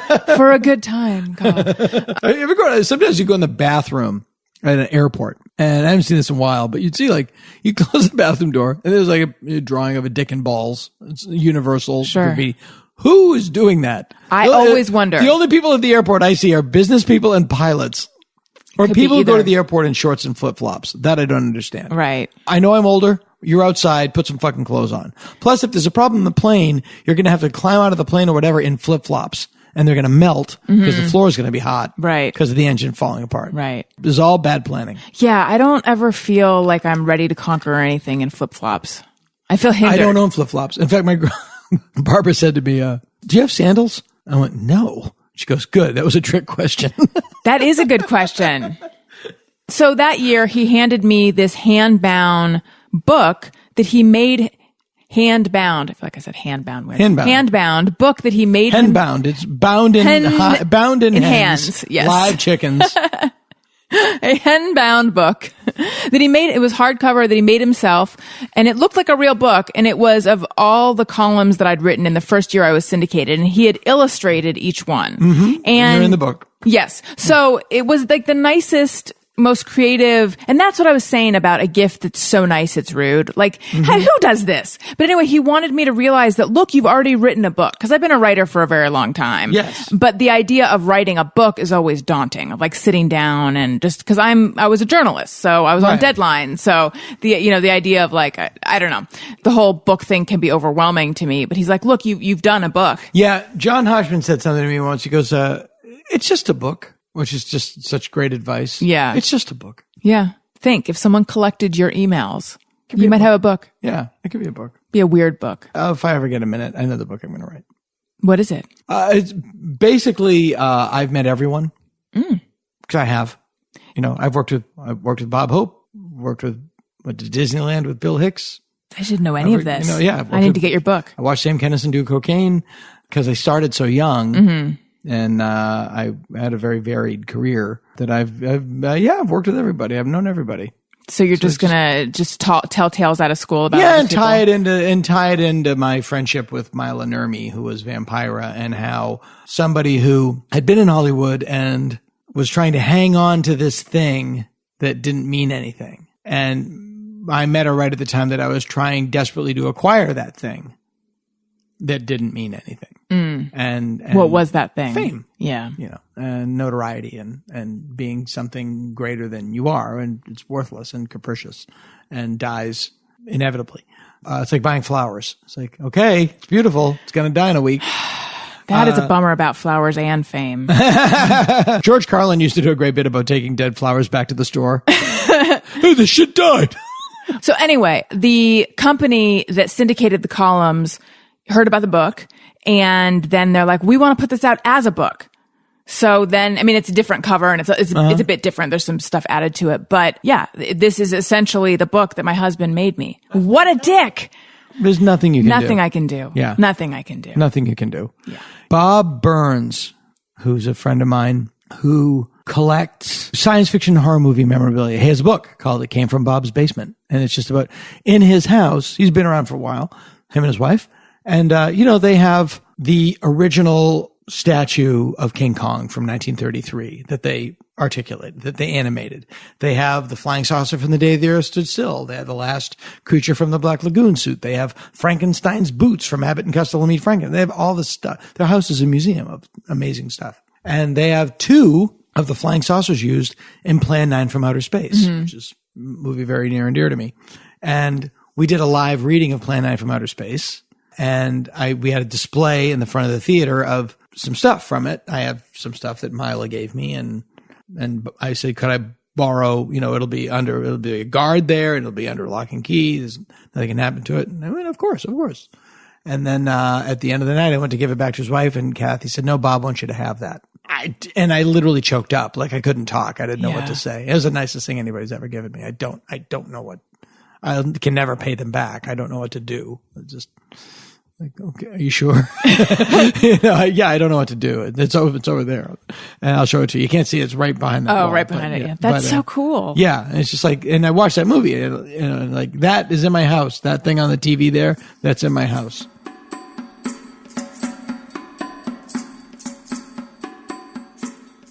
Who are the people that you met that were like your heroes? That you're like, oh shit, don't let this go poorly. The big one off the top of my head would be XTC. I was living. That's not a guy, Blaine. But it was still a the whole band. 3 of them. It was Andy. It was Andy, Colin, and Dave Gregory. As long as Andy's there, it counts. Yeah, and they had just Mike Sweeney was doing crowd warm up for the MTV Big Show in New York. I was living in Baltimore, and he calls me and he says, "Hey, I know you love XTC. They're doing the Big Show. If you can get up here in 4 hours." Was this 1989? It was 89, I think. So it was Oranges and Lemons. It's Oranges and Lemons. And they were doing a first, Sorry. they were doing an acoustic thing. They weren't doing a full band. Mayor of Simpleton, probably. Yeah, but I got up, I drove like a maniac. Like I got there in 3 hours. And they had just flown in that day from New York, and they were very exhausted. And I was just the fanboyest fanboy. I must have been very annoying. And then Andy was he was a little short, but he was polite. Yeah. And Colin kept to himself. He was very polite. And Dave Gregory could not have been cooler. He knew I was a fanboy. And he was very nice and talked and was cool. And I wish, knowing now he's like a huge guitar collector and I wasn't a guitar collector, then I'd go back in time and talk to Dave Gregory about guitars. Well, it was like that time we met the drummer for The Cure at that thing. Oh, Lowell Tolhurst? Yeah, I didn't know what to say to him. It's like, if I kill you, do I become you? Oh. I met Gary Newman. I was like, Mike played the metal on the flip side of Cars for my dad. And he didn't know what to do. And he's like, I don't want to hear about your dad. Tell me about where's the Two-Boy Army now? The weirdest backup girl. What about Two-Boy Army? I think they're in the Two-Boy National Guard. So is that the other? Who's the other one? You know, I don't know. I've met a lot of famous people, but they don't really, now that I think about it, I've not met any like Johnny Cash's. I've met a lot of people, and they all kind of, once I start remembering one, I'll start remembering more. Yeah. Like I met, for my heroes, I met Elvis Costello, who's great. Yeah. Eventually. I had 2 meetings with him almost. But you knew you going into that one, that might go weird. I knew the one going into it, but it was a terrible situation, but he was nice to me. It was a terrible situation, not of my making, and he was polite. And then the second time I met him was at The Simpsons, and it was great. Yeah.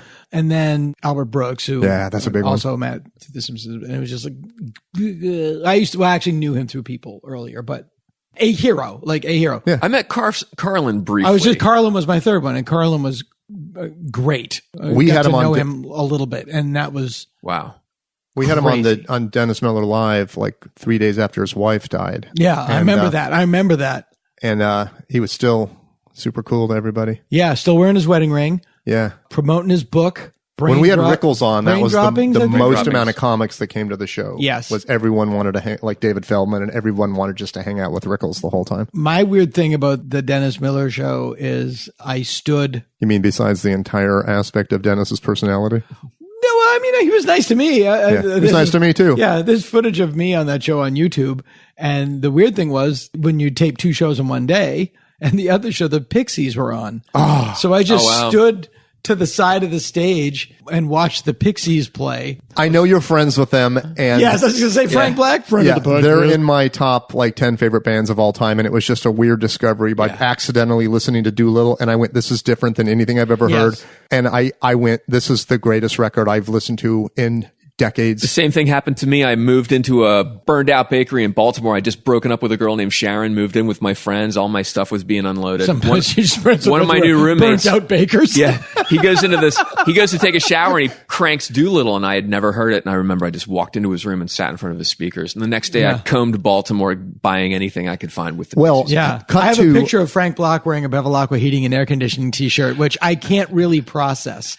No, it's unbelievable. It's unbelievable for me. It's too bizarre. I never saw pictures of them until months after I listened to him, and I thought Frank Black was like this Nick Cave dude, tall, skinny Jack Skellington guy with black hair, screaming. And I saw a picture of him, and I went, "Oh, it makes sense. He's a dude." I saw him on John Ennis's country western show. Yeah, Tara and I went to the show. Well, that's how we. Were you at that show? I wasn't at the show. We did a show together at Largo where. Frank is Mr. Bevilacqua. Yeah, but I've become friends with Joey, and I never, until recently, told him that I was a fan, and I really felt uncomfortable after that. I went, "Hey, we're going to go see you at the Palladium on Thursday, and we might go to Santa Barbara after that." And he was like looking at me like, "Ah, shit." Like, I've been talking to you for a year, and now I find out you're like secretly like, "Oh my God." Yeah, I need to sign these shirts. But what are you going to do? Like, we're not going to see you. I like what my friends come to see my show. Yeah. People are proud of what it was. Just I like being able to talk to him without going. Who would you like to? Eric Idle. Oh, fuck yeah, that's crazy. Eric Idle's Yeah. a friend of mine. Yeah. It's weird. I was at a party with Andy Preboy, and I was a Wall of Voodoo fan. And I Sure. became friends with Andy. And Kids in the Hall, I was friends with. It is completely insane to me. It is. That I'm friends with Kids in the Hall. And I they- went to a like, par- how's Kevin? What's Kevin doing? Like, they're friends. We're asking each other. It's completely bizarre to me. At midnight, Dave Foley said, "Do you know Lorraine Newman?" And I said, "Yeah, of course I know Lorraine Newman." And then I was like, "I just said, of course I know Lorraine Newman." Yeah. But it's still a delight. John Landis is my friend. I worked for John Landis. Yeah, I worked on the Martin Short Show, and Steve Martin came in, and I didn't want to see him because I didn't want to meet him.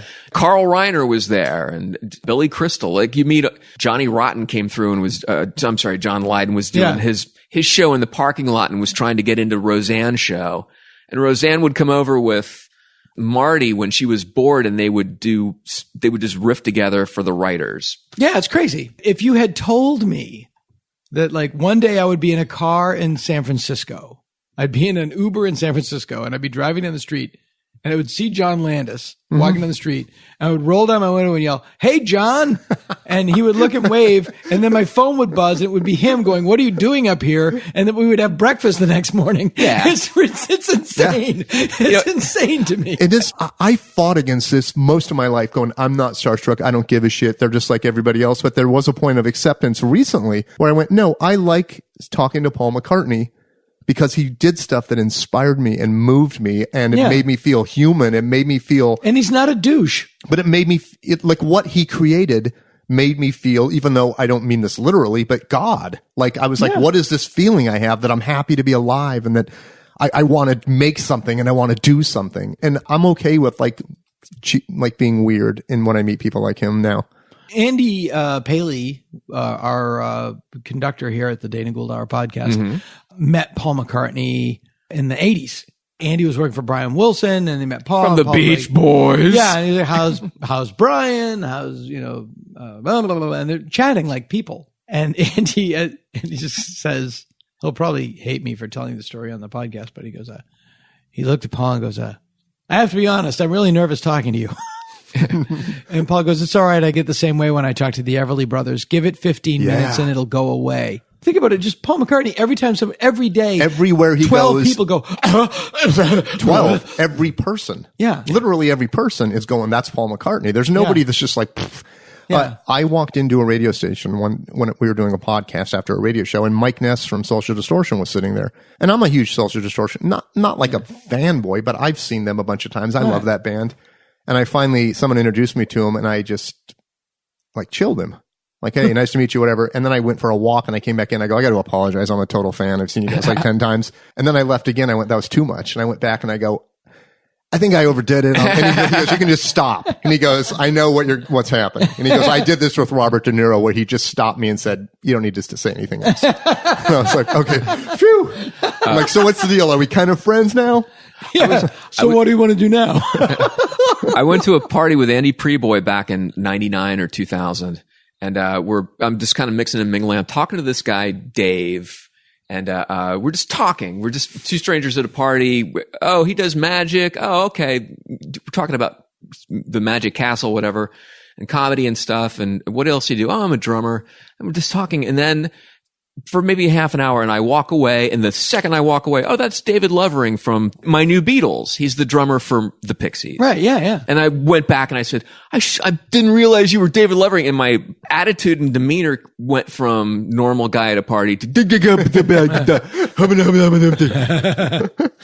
They're all proud of their work, and they're all like, great, my work reaches somebody. Like, I think about how much I take life for granted and the people I get to, like, this is a treat right now. I get to sit here and talk to you guys, and this is something. We're all nude. Yeah. Yeah, this is great. 3 dudes hanging out. By the way, sorry about your chair. We should have sat on the hardwood. All this stuff is running through my head now. All this stuff that's happened in the past. And I'm like, oh, I didn't appreciate that at the time. I drove Ray Manzarek somewhere in my Honda Civic. And I remember people looking at him and recognizing him on the street. And he's like, just keep going, just keep going. And I was like, dude, no one cares. Then I look back, I'm like, yeah, they probably did care. Yeah, they do care. He left a message once on my answering machine. Pretty cool. It's insane. It's insane. Well, you know who used to drunk call Bobcat was David Bowie. Like, he would drunk call him at night, like at 1 or 2 in the morning, often. That's fantastic. Yeah.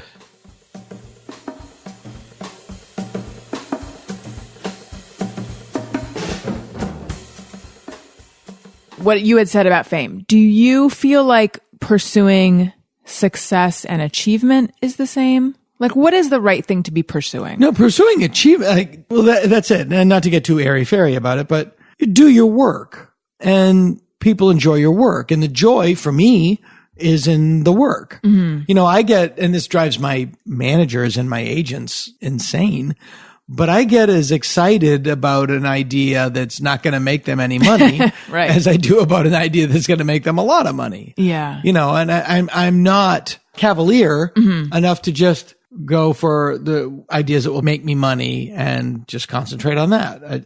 Whatever comes along. And the ideas come when they come. And it's like for a song or a painting or a sculpture or a joke or a story, the ideas come when they come, and then you do it in special.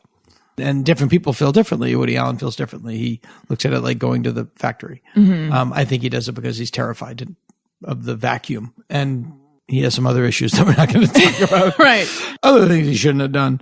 That's where the joy comes from. And I'm only known the little bit that I'm known just because I've amassed a lot of work. I've never broken through, as they say. Is that something that you want? It'll never happen. I don't think about it. But that's what you used to be chasing. Yeah, that was the weird thing about looking through these old photos, is I know how it turns out. You know? Yeah. There's like pictures of Jon Stewart at my apartment. Like, oh, you have no idea. You're going to become a huge star. Right. You know, and then other people like, oh, you're going to have kids. You're going to move to Ventura. You're going to die. Yeah. There's a lot of that. Yeah. It's just, it's weird. Yeah. I don't know. After I had a kid, I definitely felt my ambitions change, and I don't know where I am anymore with all. I don't even know exactly what it is, because my goal was I always wanted to have my own talk show on television. I always wanted, I want my own TV show. And it's changed to now it's like, no, I want to do the show I want to do. It's not just about having any old show, which I think I think that's a good evolution, because it is. It's wise. Right. Because I realized, like, what if my goal is just to have a TV show? Like, what is it that I want?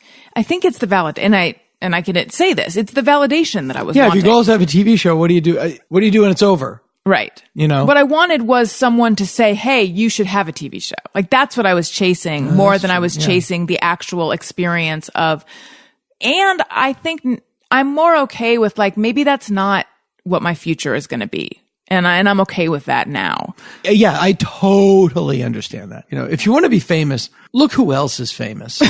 Right. You know, really? Want to go to a party with them? And I remember I really, really, really wanted to do Letterman. And it was just, I got to do Letterman. It was just such a validating thing for a comedian to get on Letterman. And finally I did. And I went to New York and did the show, and it was fine. And then I was done. And nobody I knew who lived in New York happened to be in town. And there was a lot of traffic, so I didn't even take the car back. I just walked back to my hotel. Right. And everybody I knew was gone, so I just went to the movies that night by myself and saw The Arrival with Charlie Sheen. And then I watched the show, and then I flew home the next day. And everything was the same. Everything was the same. Any minute now, though. Yeah, my friend Drake Sather, who's no longer with us, did Letterman like in the heyday, like in 85 or 86. And he was talking like the next day he was on the subway and nobody recognized him. It's so weird. He's like, yeah, no, it's just somebody described, yeah, you're on TV for 5 minutes at midnight, which is great if you have a great life. Yeah. And you're enjoying your life. Yeah. And then you go and hey, I'm on TV tonight for 5 minutes at midnight. Awesome. But if your goal is to be on TV for 5 minutes at midnight, what's that worth? Right. Yeah, I guess I think the goal is to build a life so that whether that other thing happens or not, you're fine. You have places to go to. Well, Stephen King said in On Writing, which is an amazing book, your life is not a support system for your art. Your art is a support system for your life. And that's true. And that's why I'm so lucky that I have kids and just anything that gets you out of because to be a performer, to be an artist, there's a level of self-involvement. There's a level of narcissism that you have to do to, the audacity to think that I'm going to go on stage in a light with a stick that makes my voice loud and talk for a fucking hour. Right. There's a level of just Who the fuck do you think you are? That Yeah. goes with that. That to just know that's what it is, and to know that it's a thing that you do, but it's not who you are. It's tied. It's a thing that you do. So we're trying to have another kid. And Oh, for God's sake, I Allison. know. It's all I talk about. I don't know. It's looking sort of bleak right now. And these are non-Chinese homemade babies. All right. Correct. All right. We haven't. No, it's quaint. It's old timey. Isn't it though? Well, look, we're traditional. I don't know. Well, good for you. Good luck. Thank you. But it's looking sort of bleak right now. And the fact that I even have one is a miracle. I totally get that. And so if it doesn't work, it's not going to be as devastating as I think it would have been if it turned out that I couldn't have any, if we had no kids at all. But well, then you get them in yes, a different way. Yes. There's plenty of kids out there. I'm going to have to ask you about this whole process. Okay. We're going to have to talk about it. Happily It comes with its own plenty of expenses too. Yes. Oh, yes. Yeah. Unless you steal them. Yes, it does. I was thinking, well, if I just have the one kid, that does allow me to, if I want, shift back really in a hardcore way into my career. I thought, but I don't know that I want that anymore. Yeah, who the fuck wants that? Yeah. Right. And nobody lies on their deathbed. I should have worked more. No, I know. I had that thought a long time ago of like, Yeah. if I'm on my deathbed and I achieved everything I wanted career-wise, but never had kids, I don't think I will feel fulfilled. And that's just me personally. There's plenty of people who make other choices. I'm just saying I knew for me, having kids was part of what I wanted in life. Yeah. All I know is if I'm on my deathbed, the first thing I'm going to do is find another bed. Smart. Mm-hmm. I'm no dummy.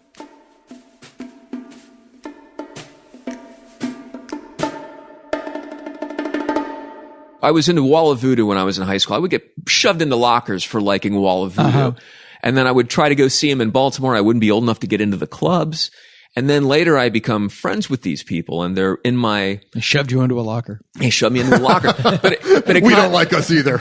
It's sort of it's a weird confirmation of like, oh, the stuff that I liked when I was a kid was the right thing for me to like. Yeah, because yeah, it got yeah, me that's to, great. it got me to a place where I'm not struggling, where I'm not hanging out with assholes, and I'm with these people that influence me, and I'm in this, not that I'm trying to get in that circle, but it's like, oh, these are now my contemporaries, which is just a fantastic feeling. This brings it around perfectly. I'm a fan of yours, Dana. Huge fan me of too. yours. This podcast is over. I told you I this mean, you're last time. Like, I genuinely, was you're a very, huge influence on me. very Oh, uncomfortable that's great. doing this because I feel intimidated, not intimidated necessarily, but there's definitely, all getting cut. I don't feel like I don't belong here with you guys. And this No, is all, that's crazy. years and years ago when you were doing Insomnia in San Diego, Yeah. I remember we went shopping for a chair and I was completely We wigged did? out. Wigged out. I'm like, he's going to realize I'm an idiot. Oh shit. I got to talk. There's no way to be quiet on this walk. Well, yeah, we went to an antique store and bought a chair. For the And set? This is like 1990. Yeah, it was 1990. And I remember just going, oh my God, Dana Gould's going to realize what a fucking vacant moron I am. And I'm exposed. I was so miserable. That was the height of my misery, was yeah. doing that show. I Yeah. was so unhappy. I'm sure I was so happy to be with you. It was interesting. It was a great show. Yeah, it was a good Probably not appropriate for a comedy club at the Not beach. in any way. Not in any way. Not in any way. It was not appropriate to any venue it was ever in. So that was a perfect example of my career, like just like a really great thing done at the wrong time in the wrong place. It's opera on a cruise ship. Somebody said, yeah, No one's that's- listening. But a great opera on a cruise. Somebody said to me, I'm this is a little narcissistic, but I look at myself as a like a has-been that never was. Like I never broke huge, but I remain working. You like Bruce Coburn. Yeah, I am. I look at myself as like X. I never played the Hollywood Bowl, but the other bands liked me. And somebody in the business who was like somebody that I looked up to, like somebody that could have made me more famous at the time and now is out of the business, said, the word on you was, First of all, you're excited. There's a word on it? yeah, because that you were too young to be that smart and that angry. And I was like, oh, thanks. Or go fuck myself. I'm not sure which one it is. So wait 3 years and I'll be well, just well, right. I just ripened. I ripened too late. I ripened after season. A coma would have been good. But yeah, Coma would have been great. You were talking about, those people. You saw them in high school. You liked them in high school and you like them now. My favorite new Instagram, I was talking about outside of Keith Serrano's, is Night Flight Official. Oh, wow. Is it video clips? Video clips and stills from the show Night Flight. Why am I aware that exists right now? Did you post something about I just it? did yesterday. Yesterday. That's it. It was a picture of Brian Eno putting on lipstick. It was a gif of Brian Eno putting on lipstick. And it was because when I was in high school, before MTV. Did the Alex Bennett show with Brian Eno. God damn it. Yeah. I did it with Ginger Lynn. Same thing. I sat next to George Clinton. Wow. Oh, and during a break, I looked at him and I said, "Hey, George, you ever sit around at night and listen to your own stuff?" And he smiles. He goes, "You got to, man." I said the same thing to Ginger Lynn. You ever watch your own stuff? Oh, yeah. All the time. Before MTV, when I was in high school, it had Night Flight. And Night Flight is where I got exposed to Devo and punk and the Cramps. And HBO's Video Jukebox was another little thing that would do stuff like that. Yeah, and Night Flight what was the George Slaughter show?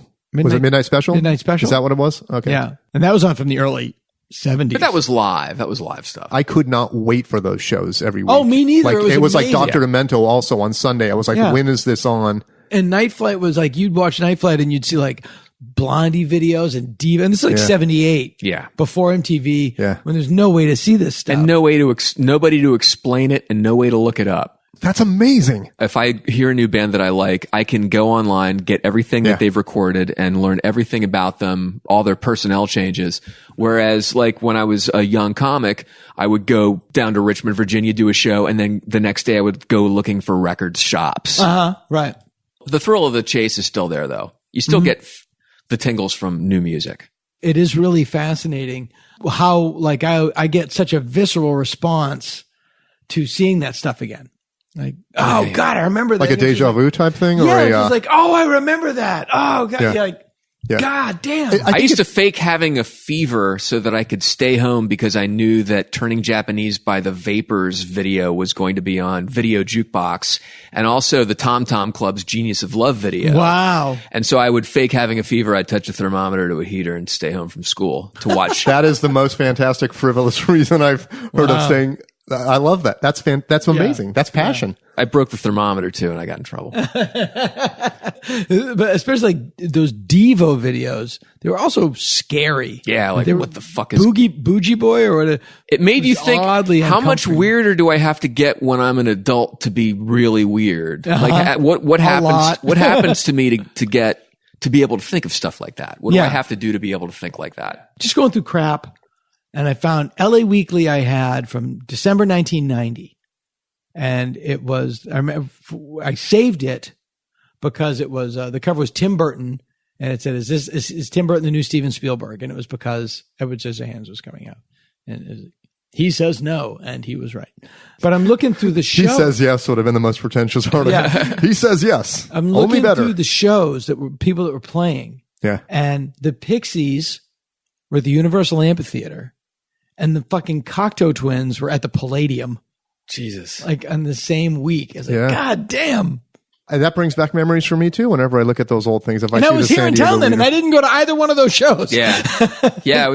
I did comedy instead of going to shows. Yeah, I would always for decades. That was always my thing. Is I'll put my own career first, and then I'll support. But I'll hang out at a club all night instead of going out to see a club after the show. Yeah. Do you guys feel like you're out of touch now, even though we're connected with the internet? Because I hear about shows when the day they're happening or the day after they happened. Where back in the day when I had to actually physically look in the weekly or the reader to find shows, I still found everything. I'd be like, Mary's Danish. And I found all these bands I wanted to see. But nowadays I hear of people playing and I'm like, what the, like driving by the Rose Bowl a couple months ago. And I was like, what's happening tonight? And they're like, Beyonce. I'm like, she's touring? Yeah, no, you get wrapped up in your own life. Opening for Beyonce. That's right. I feel like I'm somewhat in touch with the stuff that I should be in touch with. I think it would be vaguely creepy if I was still combing around, seeing the new stuff and bumming out the kids just by being around them. I don't know what that's like. I was just on vacation with my daughters for their spring break. We went to Maui and we were driving to the airport on the last day of the trip, and we were by the Maui airport, and I pointed to the Home Depot, the Maui airport, and I said, in 1997, Uncle Tom Shea and I. And my daughter goes, are you having an old man moment? Shut down. What was the story about the Home Depot? We went to the Home Depot to get fencing we were renting a house there. I don't like the idea of a Home Depot being on Maui. Maui's like Van I just don't like it. Beach. I used to share a chiropractor with John Bon Jovi. This is the weird story we all have in common. Go ahead. I would go to this guy in Beverly Hills, Dr. Steve Joshin, and he was also Bon Jovi's chiropractor. So he would say, when he goes on tour, he flies me over to Germany and I'll crack his back for a week. He has rotating doctors he tours with. And he was also like Richie Sambora's chiropractor. Yeah, they better have the same fucking chiropractor. Yeah, they like give him guitar lessons and stuff. Chiropractor and eyebrow waxers. But later I'm working on an award show down at the Shrine.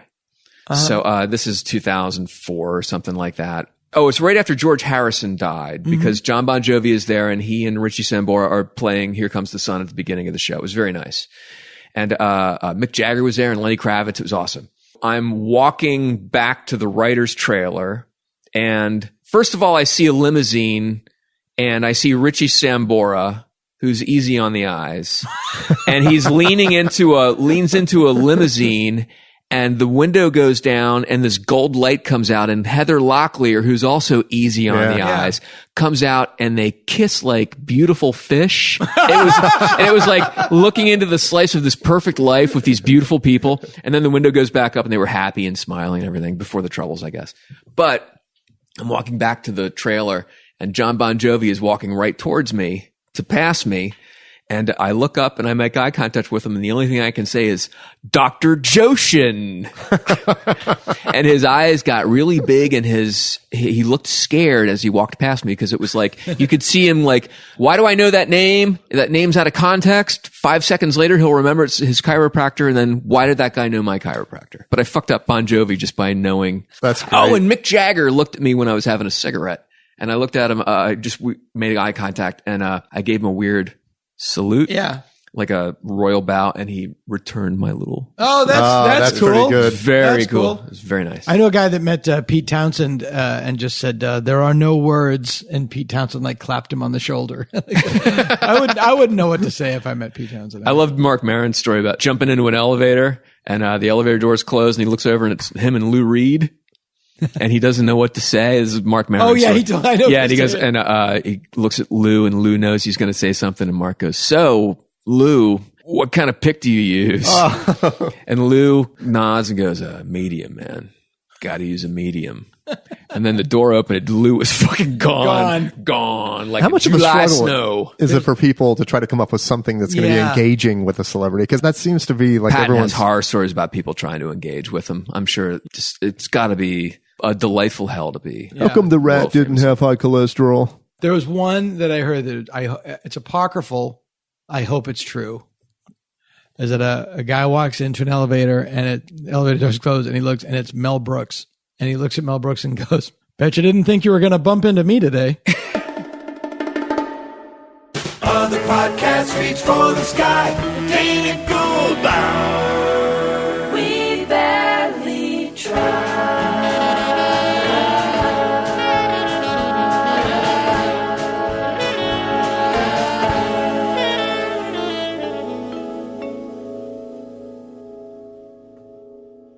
This has been the Dana Gould Hour, brought to you by the Internet. Music by Andy Paley, with Jake Posner behind the board. Produced by Jeff Fox. Graphic design and web production by Spencer Hunt and Segan Friend. Sound editing and post-production by Jalinda Palmer and Joe Napolitano. Hey, if you like the show, why don't you drop us a line at show@danagould.com. Tom Kenny speaking.